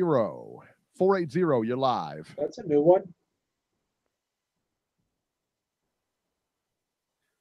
480, you're live. All right. Yeah, maybe not. Maybe just listening. Maybe just listening, and that's okay too. All right, let's move forward here. Let's see what we got here. What do we got? Beeb. From this day, you'll be my new fool. Georgie. Hey, what's happening, people? What's going Come on? on, brother. Another day, no Robbie, huh? Yeah, he's all right though. He's back at his house and everything like that. He's okay. He'll be back on next week. He's he's taking some. Yeah, he's taking care of some stuff over there. So yeah, he'll be good. God bless. He's one of the lucky ones. Well, we had some great boxing, guys. That shit was fantastic. Yo, Kovalev, everybody thought he was the boogeyman. So is Alvarez now the new boogeyman? Where did his power came from? I tell you what, I don't know. They were talking about him as not having much power at all. He was a boxer, but he definitely looked pretty powerful to me. I don't know. What? The dude can crack. Yeah, right? Right? Nobody was that soft. Yeah, it was a nightmare, man, for Kovalev. Jones was saying that he was done at 35, that he was like, like the end of the road for him. So if this monster, because Kovalev is supposed to be the killer, right? Yep, the crusher. The lightweight, right? So that's it. Wow. Right. That was the upset of the year so far, isn't it? You know what we were talking about this, man. I don't know really if it was the fact that he knocked him out was huge, but like I said, man, I thought we both said that Eleider Alvarez. I picked Alvarez to win. Yeah, I thought he was going to win. Yeah, we both said this was better than an even fight. Yeah, I did. Yeah, last week I did. Yeah. Beeb said I did too. I don't remember who I had. I don't remember who I had. Yeah. But I thought he would outbox him. I didn't think he would knock him out. Yeah. I'm not gonna lie. I didn't think he would knock him out. But yeah. But I'm gonna tell you what, the scorecards, that was some bullshit again, man. I had it even up into the stoppage. I thought Alvarez won the first 3 rounds. I had a 5-1. I had a 5-1 for Kovalev at the time of the stoppage. You had Kovalev winning 5 rounds? Yeah, I did. I thought the rounds were close. I thought the rounds were close. I don't know. You know how it is. I thought the rounds were close, but Yeah, I had it even. HBO paychecks now. What's going on? With an HBO belt soon, you know. I don't know, man. But hey, at the end of the day, he ended up in the hands of the judges. And do got what he deserved, because Stevenson was dogging him for years and years, right? He said like 2 years. Yeah. Yeah. Long time, yeah. So it was like a year and a half off since the last time he fought. And coming and knocking this dude out, supposed to be the most dangerous after War left. Wow, that's impressive. So the dude, we're going to have to watch him. Him and Stevenson have the same promoter too. Isn't that crazy how they couldn't get that fight done? What? Him and Stevenson have the same promoter. Isn't that crazy how they couldn't get that fight done? Stevenson and who? It's Stevenson is done. Stevenson and Alvarez. They're both promoted by Michelle. Yeah. That's right. They sure are, aren't they? Yeah, they sure are. He didn't want to fight him. He kept giving him step-aside money for like a year and a half. It's crazy. Stupid. Surprised they couldn't get it done with the same promoter. He knows why they didn't want to get it done. You know, he didn't want to Yeah. Clear as day, Eric. That's clear as day. What you guys thought about that PVC? That wasn't too bad. I know main event kind of sucks, right? I didn't like that. I didn't catch it, man. That's a meaningless fight for me. Yeah, I didn't even watch it. I started watching fucking Berto against fucking Alexander because Alexander never had done shit. Yeah. And you know what? His last good victory, I even forgot. Tell you the worst part. The fuck back then. Let me tell you the worst part. You want to talk about boxing mafia working here? Berto's probably going to get a title shot off of that. He's probably going to get a title shot off of that. Berto's going to probably fight Thurman next. That's boxing. You watch. One. Yeah, right? You watch. Thurman next. Title shot over that. That nonsense. Come on, man. But listen, at least that was on PVC Fox, right? That was on Fox. Yeah, it was on Fox. So that's one of those like regular cable channels. So that's like, you know, at least a little more affordable for people, so they get, you know, at least see some names. Because I mean, J-Love is a name. Yeah. He was fighting Peter Quillen. Peter Quillen always come to bang back. I knew J-Love not gonna put a lot of resistance. Gonna be kind of boring and shit. But yeah. I don't know. I mean, for being Fox, I can't complain. I think it was good. Yeah, I thought Berto and Alexander put on a good fight. That was a good fight too. It was an exciting fight. Pretty entertaining. Right. If you like boxing, you cannot really hate. But I mean, nothing is spectacular because that's what I'm saying. I feel what Eric is saying, that the main event, Berto against. So what that matters there? What is he gonna do? What? Berto won with the robbery and that. So what he's moving forward to what? Do what? What's the end game? Yeah. Yeah, I don't know. We'll see. I mean, I can't see Berto winning a title again. That's my opinion, but that's what I'm saying. It's like, I mean, when you put in this effort there, this is a buy. I mean, you retire instead of fight. Your last paycheck. What the fuck we talking about here? Because we gotta like promote fights that gonna mean something in the future. So I mean, I want to see what he's gonna do next. Who is gonna fight next? Can he do the fucking rematch with fucking oh my God, what the fuck is his name? Danny Jacobs? But no, he moved up to 168 now. So yeah, he moved up to 168. So I don't know. That fight was that fight was at 168 last night.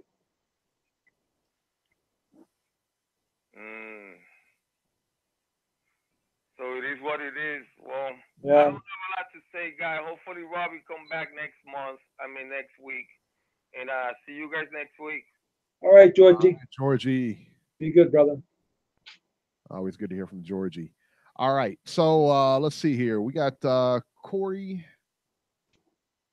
next here. Let's bring him in because according to Corey, he's been waiting like 16 hours to get on the line. 804, you're live. What's up? Banger. I'm going to record Beeb saying banger. We're back with another banger. And that's going to be your intro from here on.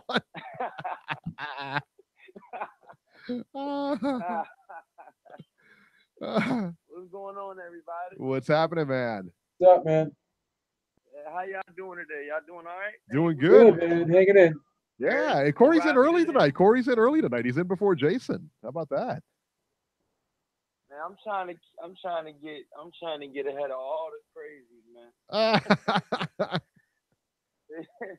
But yeah, man. I didn't get to call in the other day, man. But I really want to tell y'all about my boy Usyk, man. You know, Usyk is my #1 pound for pound fighter in the world right now. I've been telling y'all about Usyk, man, but now everything that I'm finally saying is finally coming, you know, to fruition, you know, and you know, I really truly think. Oh yeah, somebody said in the comment section too, Eric, you picked Chris Eubank Jr. to pick the to win the World Series of Boxing tournament. So, yeah. Hey, that was a bad pick, dog. Was Come it? on, dog. Was it? So, Was it? Yeah, man. Was we it? got bad picks too, man. We all do. Man. Was it? Who did you Because pick let me this tell you this. weekend? Let me tell you Kovalev this. or Alvarez? Let me tell you this. Let me tell you this. Who did you pick, Kovalev or Alvarez? I don't remember. What I do remember saying. What I do remember saying. You don't remember? I don't. I don't remember. But what I do, you can go back. We picked whatever we did. We picked on the show last week, so you can go back and listen to it. He picked Alvarez, I thought. I thought I picked Alvarez too. But whatever I said that it's not a gimme fight. It's not a gimme fight for Kovalev. I said that Alvarez is going to put up a fight. I said that we thought that Alvarez was going to be a very dangerous fight, no matter what. But I will tell you this: everybody always bags on me because of course, hindsight is 20/20. That Chris Eubank didn't win. I will tell you this: Chris Eubank was an injury away from being in the final. All right, because what's his name had an injury. They were going to put Chris Eubank. Yeah, Groves had an injury. They were going to put Chris Eubank in the finals. He had a chance to win. I'm just saying. This is what I'm trying to tell y'all about Usyk. Usyk's a different breed. He's a different animal. He's the best pound for pound. When you mean pound for pound, I mean he can do the best pound for pound, man. I mean he's the best fighter in the whole entire world, man. I'm just trying to get you guys to realize this, man. I think he goes to heavyweight and cleans up. He's a good fighter. I'm being honest, man. Very good fighter. No, I'm being honest, man. I think he goes to heavyweight and cleans up, man. I'm being completely honest with you guys. I've been saying this for the last 2 years. Yeah, it's been. Yeah, he likes Usyk. I thought Usyk was the goods. You know what I mean? And I'm gonna be honest with you, man. I gotta hold it. Because I always knew that this day was coming up when Usyk will go to heavyweight. They're talking about possibly Bellew and then heavyweight, but they're talking about he's gonna be the mandatory for Anthony Joshua for the WBO. But he's already got the belts. Just like Terrence Crawford was 140 WBO champion, and they automatically gave him the first title shot at 147 against Jeff Horn. The exact same scenario was Usyk and Joshua. Usyk is the WBO cruiserweight champion, and next weight up is heavyweight. Who's the WBO heavyweight champion? Anthony Joshua. I truly think Usyk is way too skilled and far too superior for Anthony Joshua. There's just levels to it, man. Yes, he doesn't have enough power. Yes, he probably doesn't have as much power as Joshua does, but I guarantee you he has enough power to keep Joshua respectful. You know what I mean? And I'm going to be honest with you, man. If he took Gassiev, to school, man, and he's taking a lot of people to school, let's be honest, he beat Breedis, and Breedis knocked out Manuel Charr, the current WBA champion. So when people say that, it's absurd that people are saying that, Usyk is going to get sparked in the first round if he goes to heavyweight with any of the top heavyweights. Let's be honest, man. A lot of these heavyweights are fat as shit. They're out of shape. They don't want to train. They just, the heavyweight division is there's like 1 or 2 or 3 good heavyweights, and then there's a major drop. You know what I mean? I think Joseph Parker. I think Joseph Parker gets taken to school by Usyk. Dillian White gets taken to school by Usyk. All of those roughhouse tactics ain't gonna work with Usyk. Trust and believe that. That's another thing too. I wasn't able to talk about the Joseph Parker Dillian White, man. Dillian White just made that thing a freaking UFC match, man. He almost threw Parker over the ropes, man. And I would love to see Dillian White, versus a formidable opponent. You know what I mean? But as far as the Usyk situation goes, they're talking about he's gonna fight Bellew next, and then he's gonna challenge for those real titles, so he can go down in history, man. Let's be honest, man. I don't know anybody in the world of boxing that's got all 4 belts and a gold medal with under 15 fights. He's an animal, man. I'm being honest with you guys, man. You guys got to give that man a little bit more respect than what you've been giving him. You know what I mean? Usyk is I'm being honest with you guys. I'm being honest with you guys, man. You guys laughing now. I'm telling you, man, when you guys laughing now and when you see him outpoint, Joshua, man, you ain't going to be laughing then. You're going to be like, damn, where the hell's Corey at? I've been telling you guys this, man, for real. Tony Bellew, this is the worst stylistically matchup for Tony Bellew, man. This is the worst matchup, man. You know what I'm saying? I personally think Usyk can stop Bellew. I'm gonna be honest with you, man. I don't know why Bellew just wants to do this so he can get all four, so he can possibly try to get all 4 cruiserweight belts. But it's because he said that this is even worse. Tony Bellew said out of his mouth, and I quote, he said, "I want Usyk at his best, so I want to fight him at cruiserweight." That's even worse for you, dude. This dude Usyk rehydrates to 225, and then for people to say, well, you know, he's not big enough to be in a heavyweight. Last I checked, Deontay Wilder weighed in at 214 his last fight against Luis Ortiz. Yeah. So I don't want to hear all that, you know, he's too small crap. No. You know what I mean? I think a lot of fans are very fickle. They're all about what's popping now, what's hot now. You know what I mean? And what's hot in the heavyweight division right now is Anthony Joshua and Deontay Wilder. Now Tyson Fury comes in there. You know what I mean? But I think you throw Usyk in the mix, man. I think he fits right in. I truly think he's ahead of everybody in heavyweight division. But you know, hey, man, people say I'm crazy, man, until it finally comes to fruition, and you know, then you guys will praise Corey Lee Boxing, baby.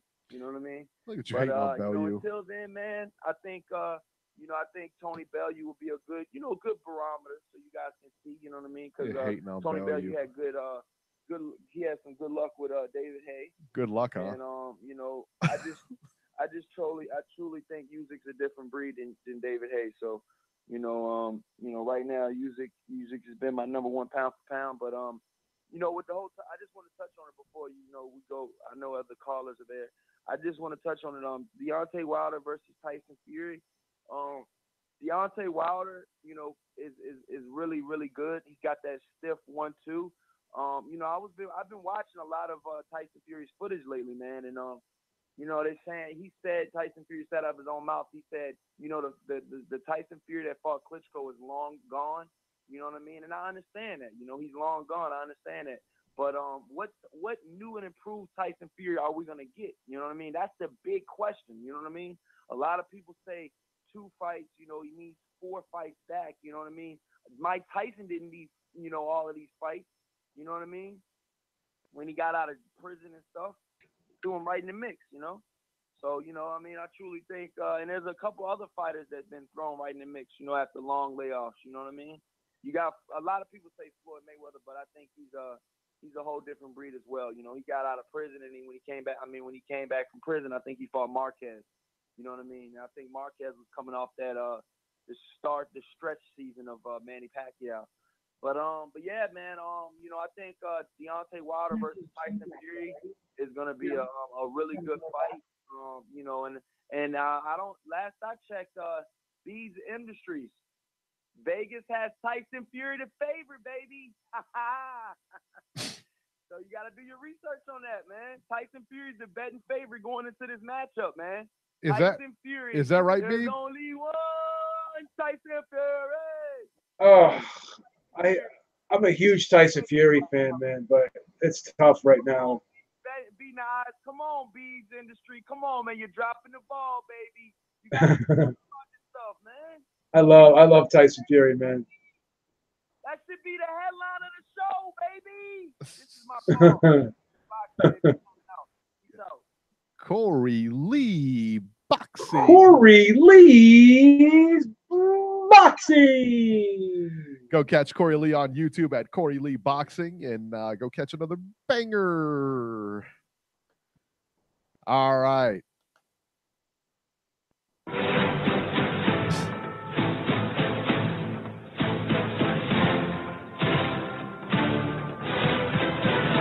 He's a fucking mental case is what he is. Even when he's not here, he makes an impact, doesn't he, Beeb? Oh, yeah. Robert's not here, he makes a huge impact. All right. Thanks to me. How you guys been? Good, man. What's going on? How you doing there, Mr. Jason?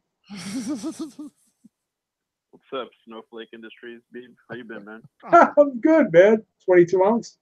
Shit, man. Fucking. Can you sign my 22? Can you autograph my 22 ounce gloves for me, please? Hey, what if they existed? Yeah, I was signing some of the PBC offices. I'll send you some. Yeah, can you go to Bed Bath and Beyond in the pillowcase department and give me the 22 ounce gloves and sign them, please? I got them from the boxing supply store. But Bivol, dude, did you guys listen to Max Kellerman? What he was saying about Bivol the first 3 rounds? He said after the first 3 rounds, I thought Bivol was potentially a pound for pound guy, but God, makes me question that. Did you see anything in the first 2 rounds that made you say that Bivol was a pound for pound guy already? Yeah, the fact that he was on HBO and the fact that he was a house fighter. I mean, that's why. You know what Max Kellerman's worst moment of the night was? He's interviewing Alvarez, and he goes, you were getting banged up in there in the 4th and 5th and 6th round. Did you know you could come back from that? He goes, did you say to yourself, I was going to come back from that? Well, of course he came back from it because. Did he really say that? I didn't watch the interview after. Oh yeah. He goes. Questions are so long-winded. Like, it's all about him. It's all about Max. Oh, my God. Yeah, there's always a story with the questions. Goes, did you know you can come back from that? Of course he knew he could come back from it because he came back from it. Well, he wouldn't be in there if he didn't think he could come back from something like that. You know what I mean? Come on, man. Goes, did you know you could come back from that? Hey, how would I not know if I did it? The last 2 fights, I remember Alvarez didn't look too great on like one of Stevenson's undercards. Remember who he fought? Maybe Pascal or somebody. He didn't look that great, did he? I thought he was a tough guy. I mean, he's always been a tough fighter. I never seen him really look bad, to be honest with you. Sometimes sometimes he does coast though. He does coast.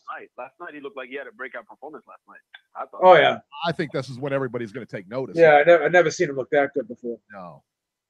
That fucking jab was like a Kovalev's young jab. Remember when Kovalev was new on the scene? That's why I used to pump his jab out there. Yeah. That reminded me of Kovalev's jab. That shit was fucking solid.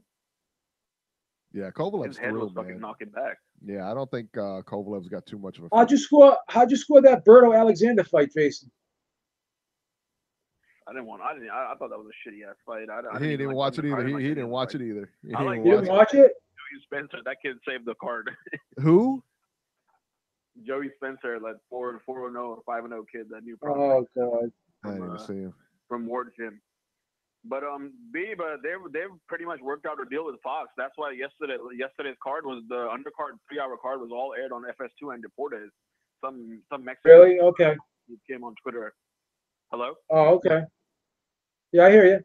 So they're gonna start putting undercards on FS2 and Deportes, like pretty much all of PBC's cards. So Fox is gonna do a long-term deal with PBC, like kind of like ESPN does. I hope so. I hope so. Yeah, they need some more dates. They definitely need more dates. Definitely 20, 25 more dates. So be handy. Listen, more boxing is not a bad thing. I mean, I don't care what platform it's on. I mean, as long as you're getting boxing, a lot of fights, that's a good thing. That's a good thing. It's good for the sport. It's good for us. Yeah, I mean, if they pay a little licensing fee, they can get some good cards like Showtime does. I mean, a fight like Gary Russell versus Leo, I think that's perfect for Fox. What do you guys? I think that should be on Fox. That'll do some good numbers. Yeah, I like it, man. I mean, Fox is a pretty decent platform. I mean, yeah, they're big. Yeah, they're for sure. To PBC more than ESPN or NBC were, definitely. Yeah, they definitely go into more homes. I mean, Fox is just. I mean, that was on the local channels last night, wasn't it? Or was it on Fox? Yeah, local Fox. Yeah, local Fox.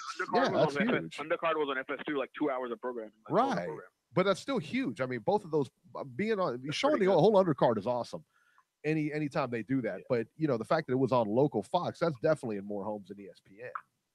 I would think. Wasn't Figueroa's last fight with fucking Guerrero and Fox also? Remember? Oh no. I think worldwide though, Eric, ESPN's bigger than Fox because ESPN is like the world leader in sports. They reach a lot of homes, man, worldwide because they're in other countries. Yeah, you know what? I never thought about that. You're right. Homes and Fox is like 100 million plus. Yeah. In America, I don't know about universally, but yeah, but ESPN is huge universally. Like if ESPN is like in all other countries too. But I don't. That's why it's called the world. That's why it's called the world leader of sports. She's got the U.S. programming. I thought last night was kind of like poetic justice, kind of like karma for a main event, because last night was like kind of like the nail in the coffin for them. They ran away from that fucking first bear from Stevenson. Then they ran into another one of Al Heyman's clients. So I was kind of happy to see one of the Watson brothers standing in the ring with Alvarez after he won, because he's also a Heyman client, And like the whole fucking boxing media totally fucking smeared Stevenson when he's the one who won the purse bid to win the fight, to take the fight to Showtime, and they didn't even show up. They didn't even show up. They he didn't even show up for the purse bid. They just withdrew the purse bid. after saying that, after saying they wanted it. She's the one who requested the purse bid. She Right. called WBC and requested one. Right. I mean, WBC was just so. And isn't that fucking fucked up? How Steve Kim and guys just totally neglect to mention that ever? Like these guys are so fucking dishonest. They just bash Stevenson over and over. Like it's like propaganda almost. It's kind of sad. And that's what everybody forgets is that fight was going to ahead. take place. That fight was, like I said, that fight was going to purse bid. Was Stevenson Alvarez? No. Stevenson, Adonis Stevenson and Sergey Kovalev. Oh, it was going to happen? It was going to have. They went to purse bid. Main events. Heyman won. Main events requested the purse bid and then didn't show up. Oh wow! Pulled out. I'm like, that was probably like a plan to fucking bury Stevenson. That's the stupidest business move that I've ever seen in my life. 100%. Not going to purse bids and fighting a friggin' 40-year-old Stevenson. Right? How stupid is that? Kathy Duva should be he would have beat Stevenson, no question. Kathy Duva should be ashamed of herself. Yeah, for sure. You think so? You think it's a guarantee he would have beaten Stevenson back then? I don't know. Oh yeah. Got a hell of a better chance beating Stevenson than he has beaten freaking Alvarez. Yeah. And back I probably still would prior to Alvarez war. was such an unknown commodity, I think they slipped up. They fucked up. I probably still would. I still would have picked Stevenson though because I've never been huge Kovalev fan. Yeah. But I still would have picked Stevenson. You know who Alvarez might fight next? Because Badu Jack, the fucking Road Warrior, he was always used to say Kovalev was his dream fight. So now that he lost, I think Alvarez will get the Badu Jack fight. What do you guys think about that? That's a good fight. Right? It's not a bad fight. I like it. I like that. I wouldn't complain. I'm not complaining about that one. Yeah.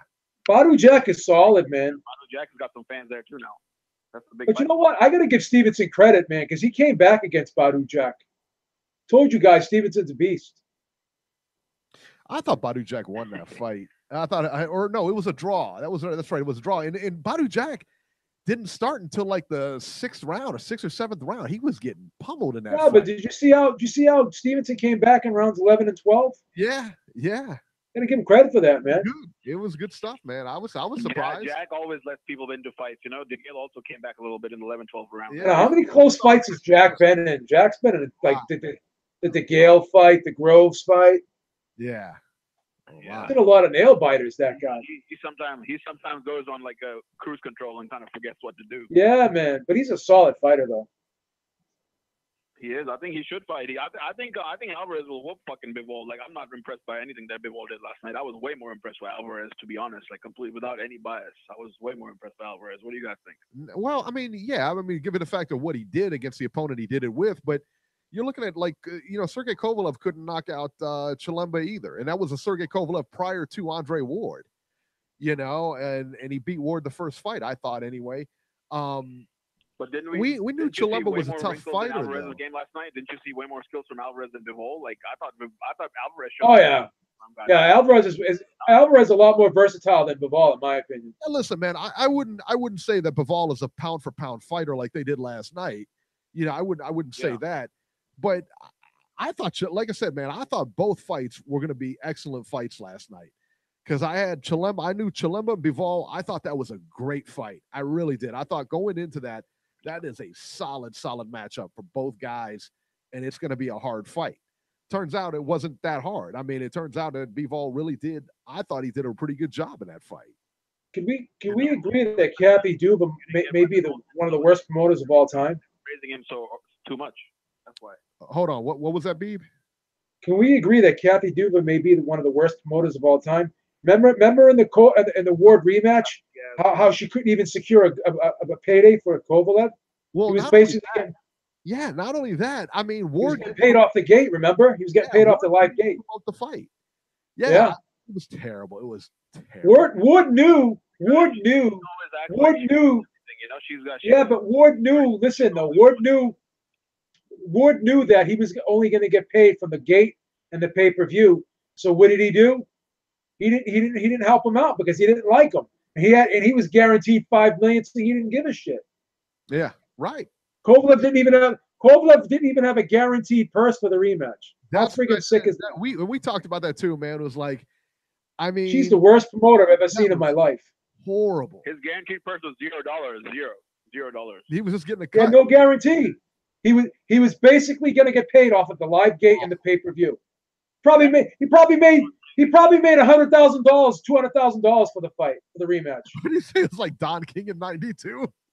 That's right. You know. That's last night though. Beeb, they sold out that place, so they probably made some good money because they had like 5,000 tickets sold. So that was pretty good crowd last night. Yeah. I was surprised because most of Kovalev's fights sell like 2,000, 2,500. So last night was a surprise. They sold. There was only 5,000 people there last night. You know who else sold out? 600 or something. That's what Raphael said.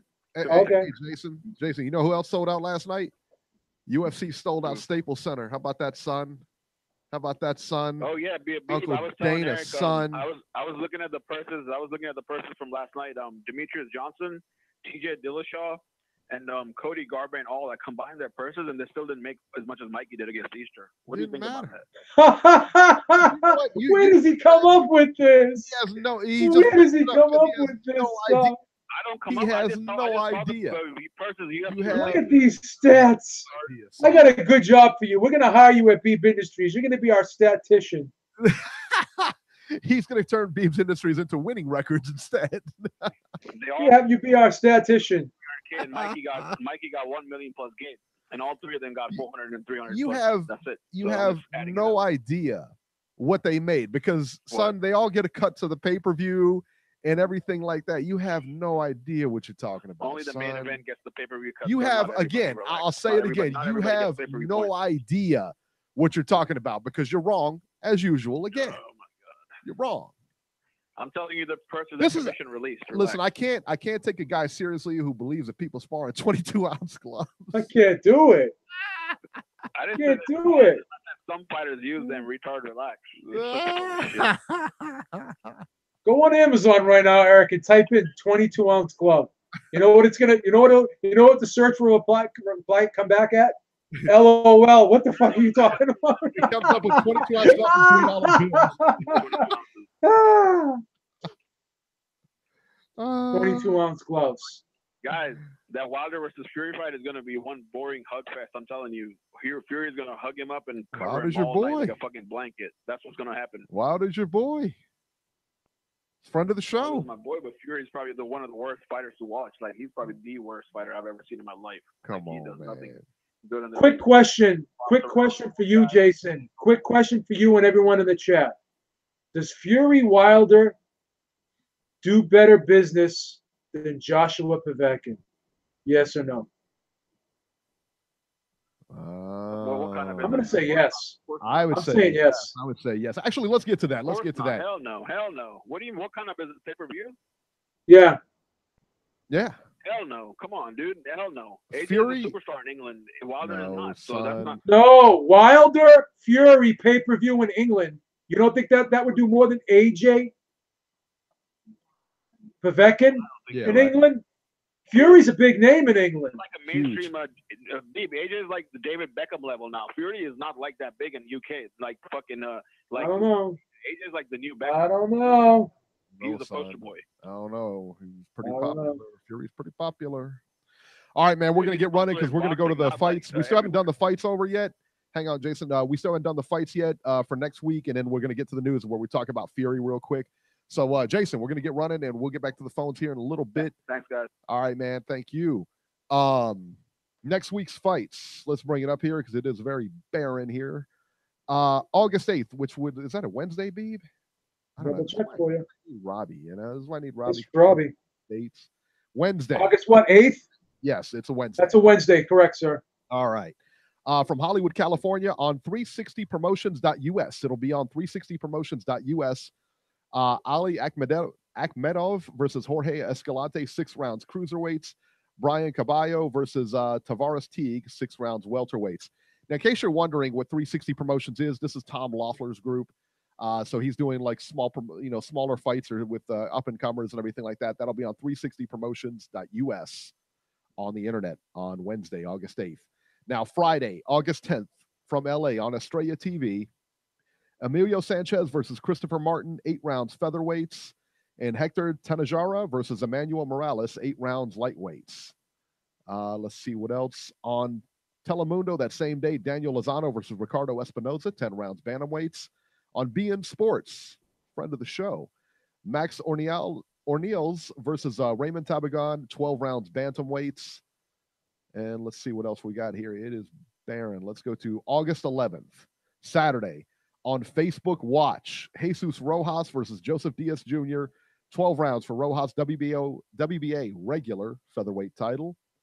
On BN Sports that same night, Jackie Nava versus Alice Sanchez, 10 rounds, female bantamweights. From Phoenix, BJ Flores, Beeb, your boy's back, versus Trevor Bryan, 12 rounds heavyweights. He's fighting heavyweight, BJ. Wow, I can't believe he's coming back. He's terrible, son. Oh, wow. He should have just took the slow boat, man. He's done. Yeah, he needs to hang him up. Yeah, he sure does. And that, my friends, is it for next week. How about that for a lack of action? All right. So let's go to the news and rumors here. As we said earlier on, Tyson Fury versus Deontay Wilder is very close. Quote, I can confirm that me and Deontay Wilder are in negotiations. Fury said in a video posted on Twitter. Very close to being done. Frank told you all on TalkSport this morning. It's out there now. I can reveal that negotiations are very strong for December. We're almost done with this deal, but I won't be looking over Francisco Pineda. He's going to give me the right fight, the right work to prepare me for Deontay Wilder. I've got to flatten him first, and then Wilder, let's dance. The fight could actually, I'm hearing that the fight could actually be announced as soon as next week. Think about this for a minute, that Anthony Joshua and Deontay Wilder went back and forth, with all that money. Guaranteed they're not dealing with the same kind of money as, Wilder and Fury. They're not dealing with the same kind of money. But it's still a big fight, B, right? I think it's a big fight, yeah. I think it's a pretty big fight. It's I really a huge fight. Yeah. And this could be done by the end of next week. Fury said, I don't care about the money. He says, I don't care. We're not, we're negotiated. It is what it is. And then we're going to fight. He said he wants to fight. Let's fight. Well, let's do it. No problems with that, man. No problems with that. I have no problem either. Did you look up the odds? Is Tyson Fury indeed a betting favorite here? There's no odds posted yet. All right. So the fight hasn't been announced yet. More fake news. This is what we say, man. We only report stuff that's really confirmed. Unless I haven't. I haven't seen any odds on 5 Dimes, but I don't know. Yeah. So I don't know if someone else posted odds. I don't know. I can't confirm or deny that. Right. I love this fight, by the way. I like it. A lot of people were dumping all over the fight when they were talking about that it could be happening. A lot of people were just sitting there dumping on the fight. I don't understand fight fans sometimes. I really don't. You got good fights here, and they just dump on them. So yeah, I don't really get it, but I love the fight. I like the fight too. Yeah. So there it is. Beeb, it's time. Brianna, ready? Oh, sorry, did I just look you in the eye? No. Come on. All right, let's go. Chugga. Choo-choo. Oh, that was good. That was good. Train wreck of the week.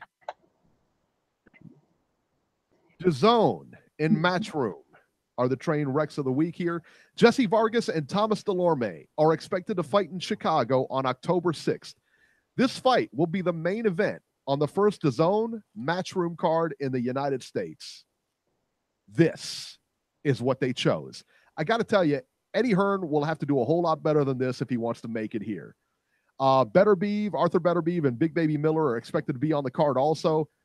But I got to be honest, man, the main event doesn't exactly get anyone excited. Beeb, what were your thoughts on this when you read this?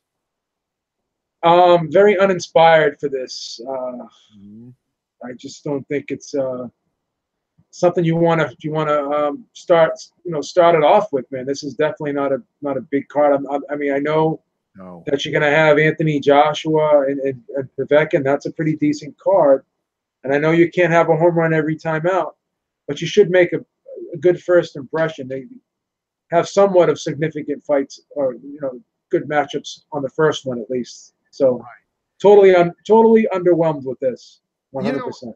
And I tell you, we talked about let's talk about PBC when they first came on the scene. Their first fights were what? Who was that? Was that I mean, Keith Thurman was in there. Was it Keith Thurman, Sean Porter, yeah, Danny Garcia, Danny Garcia, yeah. I mean, they brought out the big guns and they were good fights. I mean, they were competitive. Oh yeah, fights, you know. What was it? They were. Was it Keith Thurman and Robert Guerrero, wasn't it, or something like that, maybe? Or I don't know. But they were. I remember when they came out. I remember I was thinking like, wow, these are monster fights. These are good fights that we don't see on TV. You know, we're not seeing these on TV. You know, Vargas and Delorme. That's just wow. Seriously, this is what you came up with? Yeah. You know, and I'm not saying, and we talked about this too. Like the Matchroom cards, they are stacked in the sense that they have a lot of big names on them. You know, Better Beeb, Big Baby Miller, Jesse Vargas. Those are all good names to have on the card. Yeah, they're not bad. But they're all going to be like squash matches, you know? Yep, they certainly are. So, yeah, I mean, you know, and just like the PBC this weekend, they had a lot of big names on that card, but they weren't like, you know, great matchups per se, you know? So, I don't know. We'll see what happens here. Somebody wanted me to put Ohio State as the train wreck of the week, and to that I say absolutely not. All right. If you don't know what's going on with Ohio State, go Google it, and it's all fake news. All right. Andre Ward signs a deal with ESPN. Andre Ward will be announcing for Top Rank on ESPN. I think that's a good move for Andre Ward. I like him. I love it. He's an analyst, man. I really do. He's solid. I really like him, man. Speaking of ESPN, Top Rank and ESPN agreed to a 7-year deal through 2025. Under the new deal, there will be 54 live events per year. Will include 18 cards that will appear on ESPN, 12 more primetime cards that will stream exclusively on ESPN Plus, and 24 premium international events on ESPN Plus. There will also be an undercard coverage of all 54 events on ESPN Plus. ESPN Plus will continue to provide coverage of weigh-ins, news conferences, and make past fights available on demand. So I like it, man. I like it. You know what I'm afraid of with this, though, Beeb? That this turns into another Golden Boy thing where he's putting on the fights that absolutely no one cares about. This is going to be like the old ESPN. It's going to turn into like the old ESPN Friday night fights where they're just lousy cards. Yeah. You know. They got Bozdik. They got Lomachenko. They got Crawford. They got Andrew. They got Andrew Ruiz. They got Brian Jennings now. Yeah. They got Gilberto Ramirez. They got Jesse Hart. Would have been nice if they were able to secure David Benavidez, but they didn't. Yeah. They got Shakur Stevenson. Do they have enough to put this on? I think they're going to have to rely on the key component here is being able to deal with guys from the other side of the street. Yes. Because who are you going to, Crawford is going to eventually have to fight a Spence or Danny Garcia. Yeah, or Danny Garcia. You know what's funny? If Pacquiao doesn't get that Lomachenko fight, which I don't think that fight may not happen. I think that fight may not happen. I think you could see a Pacquiao Crawford fight down the road. I don't think it's impossible now. I think Pacquiao may be riding high right now. He looked pretty good, and physically he looked better than I've seen him in years. So I mean, if he can fight Crawford and they can get it where it's maybe somewhere in the overseas where it's in a big stadium overseas somewhere, and put it on ESPN, I think it could be a great event. Wow. Yeah, I mean, I hope not to see that fight. I wouldn't pick him to win, but yeah, no. I mean, it may be a cash out for him. I don't know. There you go. I don't think it makes sense to go down to 135 though. Yeah. Now we talked about this earlier too. Canelo and Triple G clashed during a photo shoot. According to TMZ, Canelo and Triple G had a photo shoot, and the two didn't get along at all. There was a lot of trash talk coming from both sides, and it was said to be a very tense situation. And as we mentioned too, on the side note, Triple G actually looked very heavy during the shoot. Canelo looked to be in really good shape. He was ripped up. Looked like he was in good shape. Looked like he was in fight shape, to be honest with you. If you want to see that, go to TMZ. You can, I think they have the video over at TMZ, or you can just go to YouTube or whatever. Nothing real exciting on the video, and they didn't show a lot of the trash talk in the video. But you can see the green screen, and you can see kind of what shape both fighters are in. My favorite one of those, where they show the green screen and they showed you kind of behind the scenes of the commercial, was the Floyd Mayweather Robert Guerrero, when Floyd just completely just destroyed that guy, where he's just talking nonstop, just trash to that guy through the whole set. The whole shoot was just nothing but nonstop Floyd, you know. It was nuts. All right, let's go back to the phones here. 614, you are live. Hey guys, B, Eric. What's happening, man? How you guys doing? We're doing What's good. happening?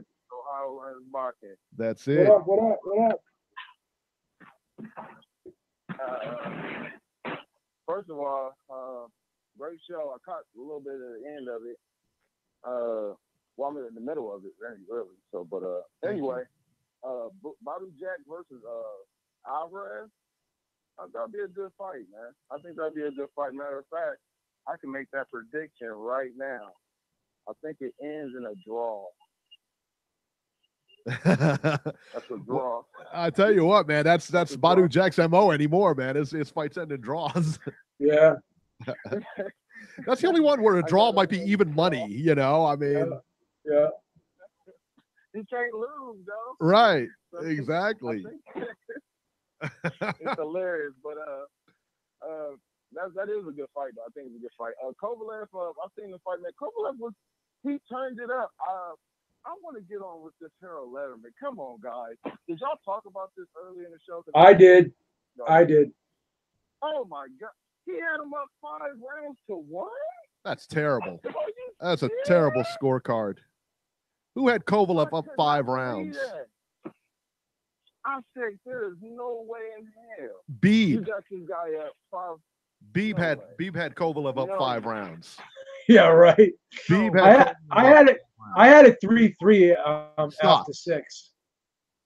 I thought it was 3-3. It could have been 4-2 Kovalev, but I thought 5-1 was a stretch. He didn't get no 5-1. I gave him 3. Yeah, whoever scored I 5, gave him 3. That was nothing. I had it even. I gave Alvarez the first 3 rounds. Yeah, he was boxing great. But Kovalev turned it up a little bit. Yeah, he did. A lot of people was talking about he should retire. And I said this, I don't know, man. I think he still got a little bit fight left in him. I don't think he should retire. Yeah. No, not at all. Really? A lot of fight. I think Wow. got some fight left in him, man. No, I don't think so, man. I really do. I wouldn't. think Kovalev got some fight left in him. Yeah, I wouldn't be shocked if he doesn't retire, but I think he should. I bet you he takes the rematch clause. No, he's going to get murdered in the rematch. They'll talk him into it. Duva, that great promoter, Kathy Duva, will talk him into it. Getting nothing but the gate. Getting nothing but paid with the gate. We'll give you the rematch. We'll give you the rematch, Sergey. And you can get the proceeds of the sales of the beer and the popcorn. That's your purse. Yeah, He's horrible, man. Oh my God. Oh my God. Her husband is probably rolling around in his grave. May he rest in peace. Seeing her run the business into the ground. Oh my God, that's a shame. Oh man. She is so bad. HBO pretty much they done with him now. I think HBO is like, oh, we can't sell him as the monster no more. So they want him to retire. 90 seconds. They don't want him no more. You know, HBO, they're good at that. That buy is crazy. Did y'all hear about Roy Jones?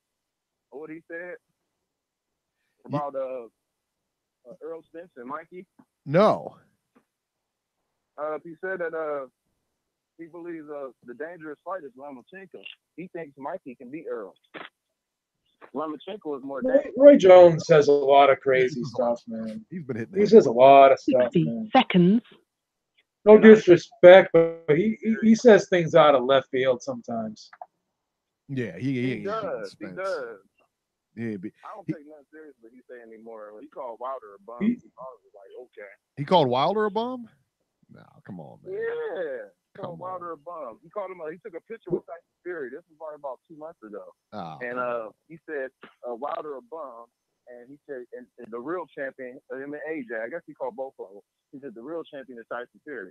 both of them will have to come see him. And he had a picture with him and Tyson Fury together. Wow.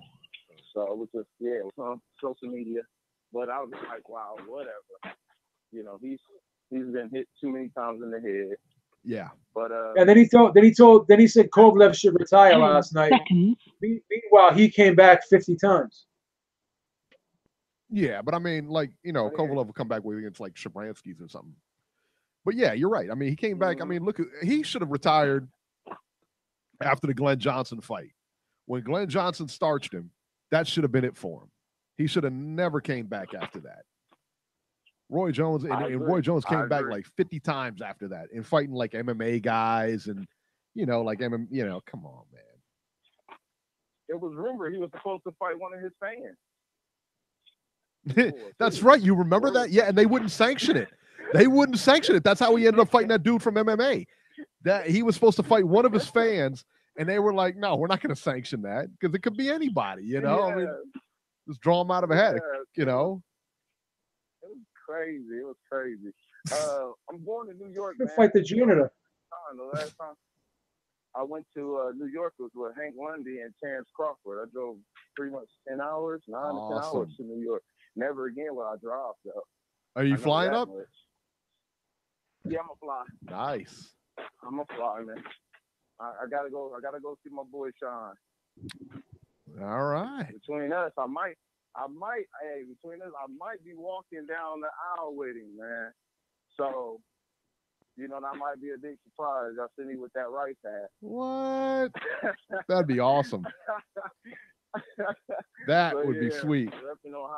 Repping Ohio, man. So I got some chin there. So I might pull through. I might pull through. But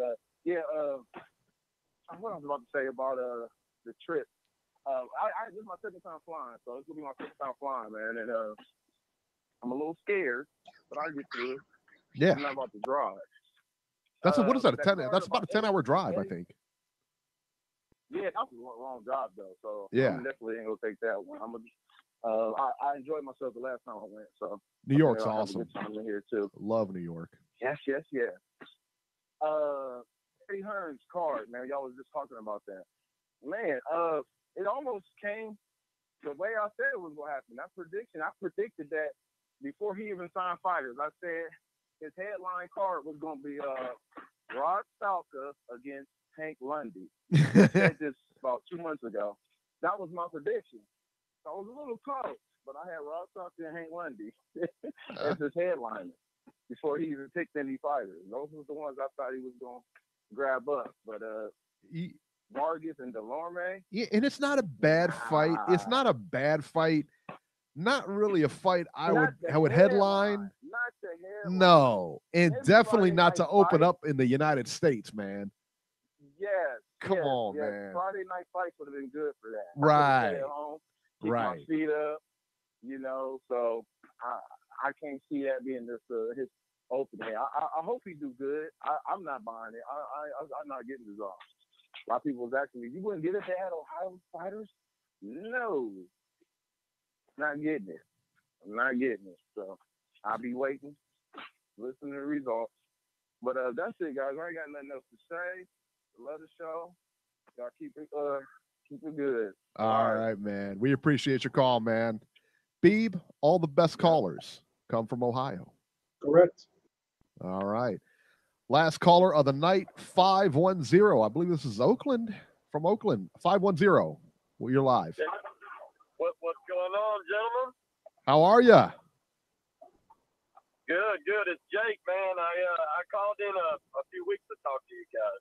Just wanted to touch base with you guys and see how everything's going, man. We had a decent weekend of boxing, right? Yeah, absolutely. I thought it was good. Yeah. Yeah, man. Kovalev, man. I'm telling you, Steve, Ward took Kovalev's soul, bro. He ain't never gonna be the same. Andre Ward, baby, Oaktown's finest. That's it. I'm telling you, and I knew something was up, man, because all that Kovalev's been talking about all week, like leading up to this fight, he's just been making excuses for like those losses to Ward, and I'm like, man, this guy never wants to take responsibility. He just whines, man. And that's what happened. got in there, man. You know what? I knew he was matched in there tough. I thought that he would get the win, but wow, for a guy that says he broke 3 of his knuckles and he didn't have any power, it sure did look like he had a lot of power last night. Man, he sure did. He looked big and he looked strong.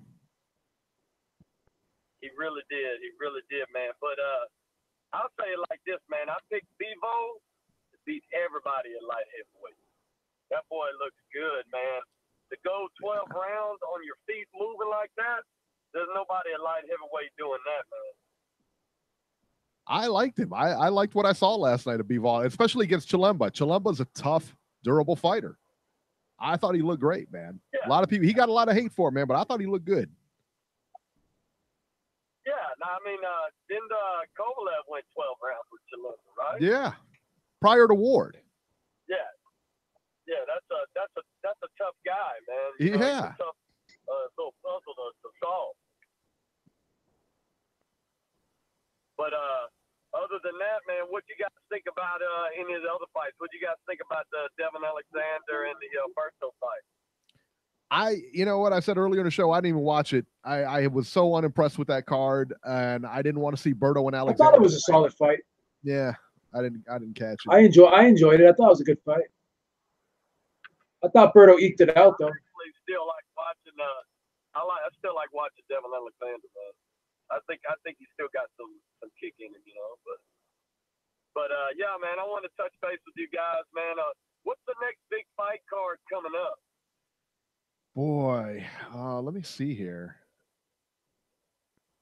Let me see. Tyson Fury's August 18th. Yeah, August 18th, Tyson Fury. That would be the next one that kind of all eyes are going to be on, I think. Yeah, because the Wilder fight could be announced after that. Or even right? Fighting Francesco Pineda.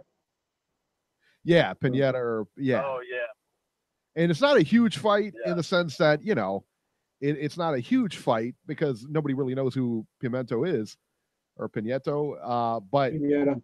Yeah. But, you know, everybody's going to be interested to see how he fights. Yeah, I don't know who he is. I think he's on the Carl Frampton undercard, isn't he? He's on the undercard. He's not even the headliner. Yeah, Carl Frampton's on the undercard. I know that. Okay, I got you. Well, yeah, you're right. It's from Ireland. Carl Frampton versus Luke Jackson. And then Tyson Fury is on the undercard. Yeah, that's what I thought. I was like, man, Tyson's the undercard. He's not even headlining. Yeah. But what do you guys think? You think that we'll get the Wilder and the Fury fight this year? I think so. Yeah, I think so. I think they're going to make it for December. I really do. I think this is going to happen. I think so too, man. I think I got a strange suspicion they're going to make this Mikey Garcia Errol Spence fight too in December. You know what?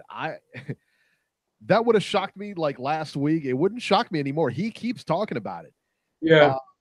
Mikey Garcia wants that fight for whatever reason. He wants it, and he keeps talking. He will not let this dog go, man. He's like a dog with a bone with this, man. He will not let it go.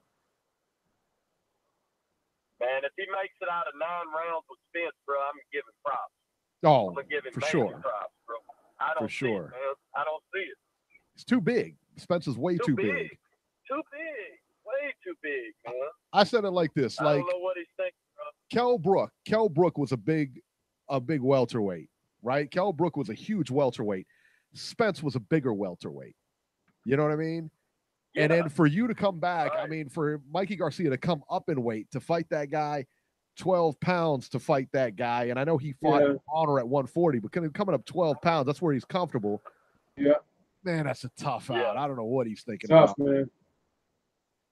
But even if he loses that fight, I don't think he loses any, you know, stature in the boxing world anyway. Right. No. I mean, because you know, it's like one of those dare to be great things, right? Yeah. But I mean, if he did manage to beat Spence, he's got to be number 1 pound for pound. Undisputed number 1 pound for pound. Yeah. If he beats Spence, there's nobody that can lay claim to that. Nobody, and nobody even comes close to laying claim after that. But it ain't gonna happen. No, It ain't gonna happen. Not a chance. Well, hey, man, I'm going to let you guys go, bro. It's good talking to you guys as always, man. Thank you, brother. Thank you, sir. What's the other guy's name that's on Robert? on here? Yeah, Ringside Robbie. He's doing good. He was caught. Yeah, he was caught in the wildfires or whatever. He was evacuated. He's back at home now. He's safe and sound. He's getting some stuff together, and he should be back on next week. Oh, good to hear, man. I'm glad he's okay. Yeah, I know he lives up that way. So cool, man. Sure. All right, you man. guys have a good one. Good talking to you. You too. Thank you All so right, man. much. All right. Hey, Beeb, just before we go, let me ask you a question. And this was brought up, interestingly enough, by Jason in the chat. He said that when Corey was talking about Usyk. Yeah. What do you think if Ward decided to come back and fight Usyk? Who wins that fight? Wow. That's a fight, right? That's good, yeah. Wow, that's a tough one. I gotta go up. I gotta go with my man Ward. I'm just right. I gotta ride with him. Yeah. Yeah, that's tough though. So too. I mean, Andre Ward is kind of like Floyd Mayweather, man. Until somebody beats him, you know. I mean, you know, in Ward's case, I have had Ward, obviously since he didn't retire, but prior to, even when Floyd was like in his, hey, I still had Ward as number one. I really had Ward always on my top pound for pound, and until somebody beats him, I don't believe he can be beat. Ward's just so tough on the inside too. He's a dog. He's so tough to deal with on the inside. He's a dog, man. I mean, I love Ward. I love Ward, man. He is a fighter. He is a fighter. You know what I mean? He, you know, when the chips are down, you know, he's not. I mean, he could have laid down in that first Kovalev fight because he was knocked down and beat up and everything like that, and he didn't. He just bit down. And went forward. That was a great win. Yeah, for sure. All right. That'll do it for this edition of Ringside Reporter. As always, you can catch Robert at Twitter at Ringside Robert, or you can call Ringside Robbie's Corner at 917-259-1810 and leave him a message. You can catch Joe Habib on Twitter at jhabib1. Find his YouTube channel at beatingtheoddswithbeeb.com. You can find me on Twitter at Ringside73, and we will see you next week. All right, take care.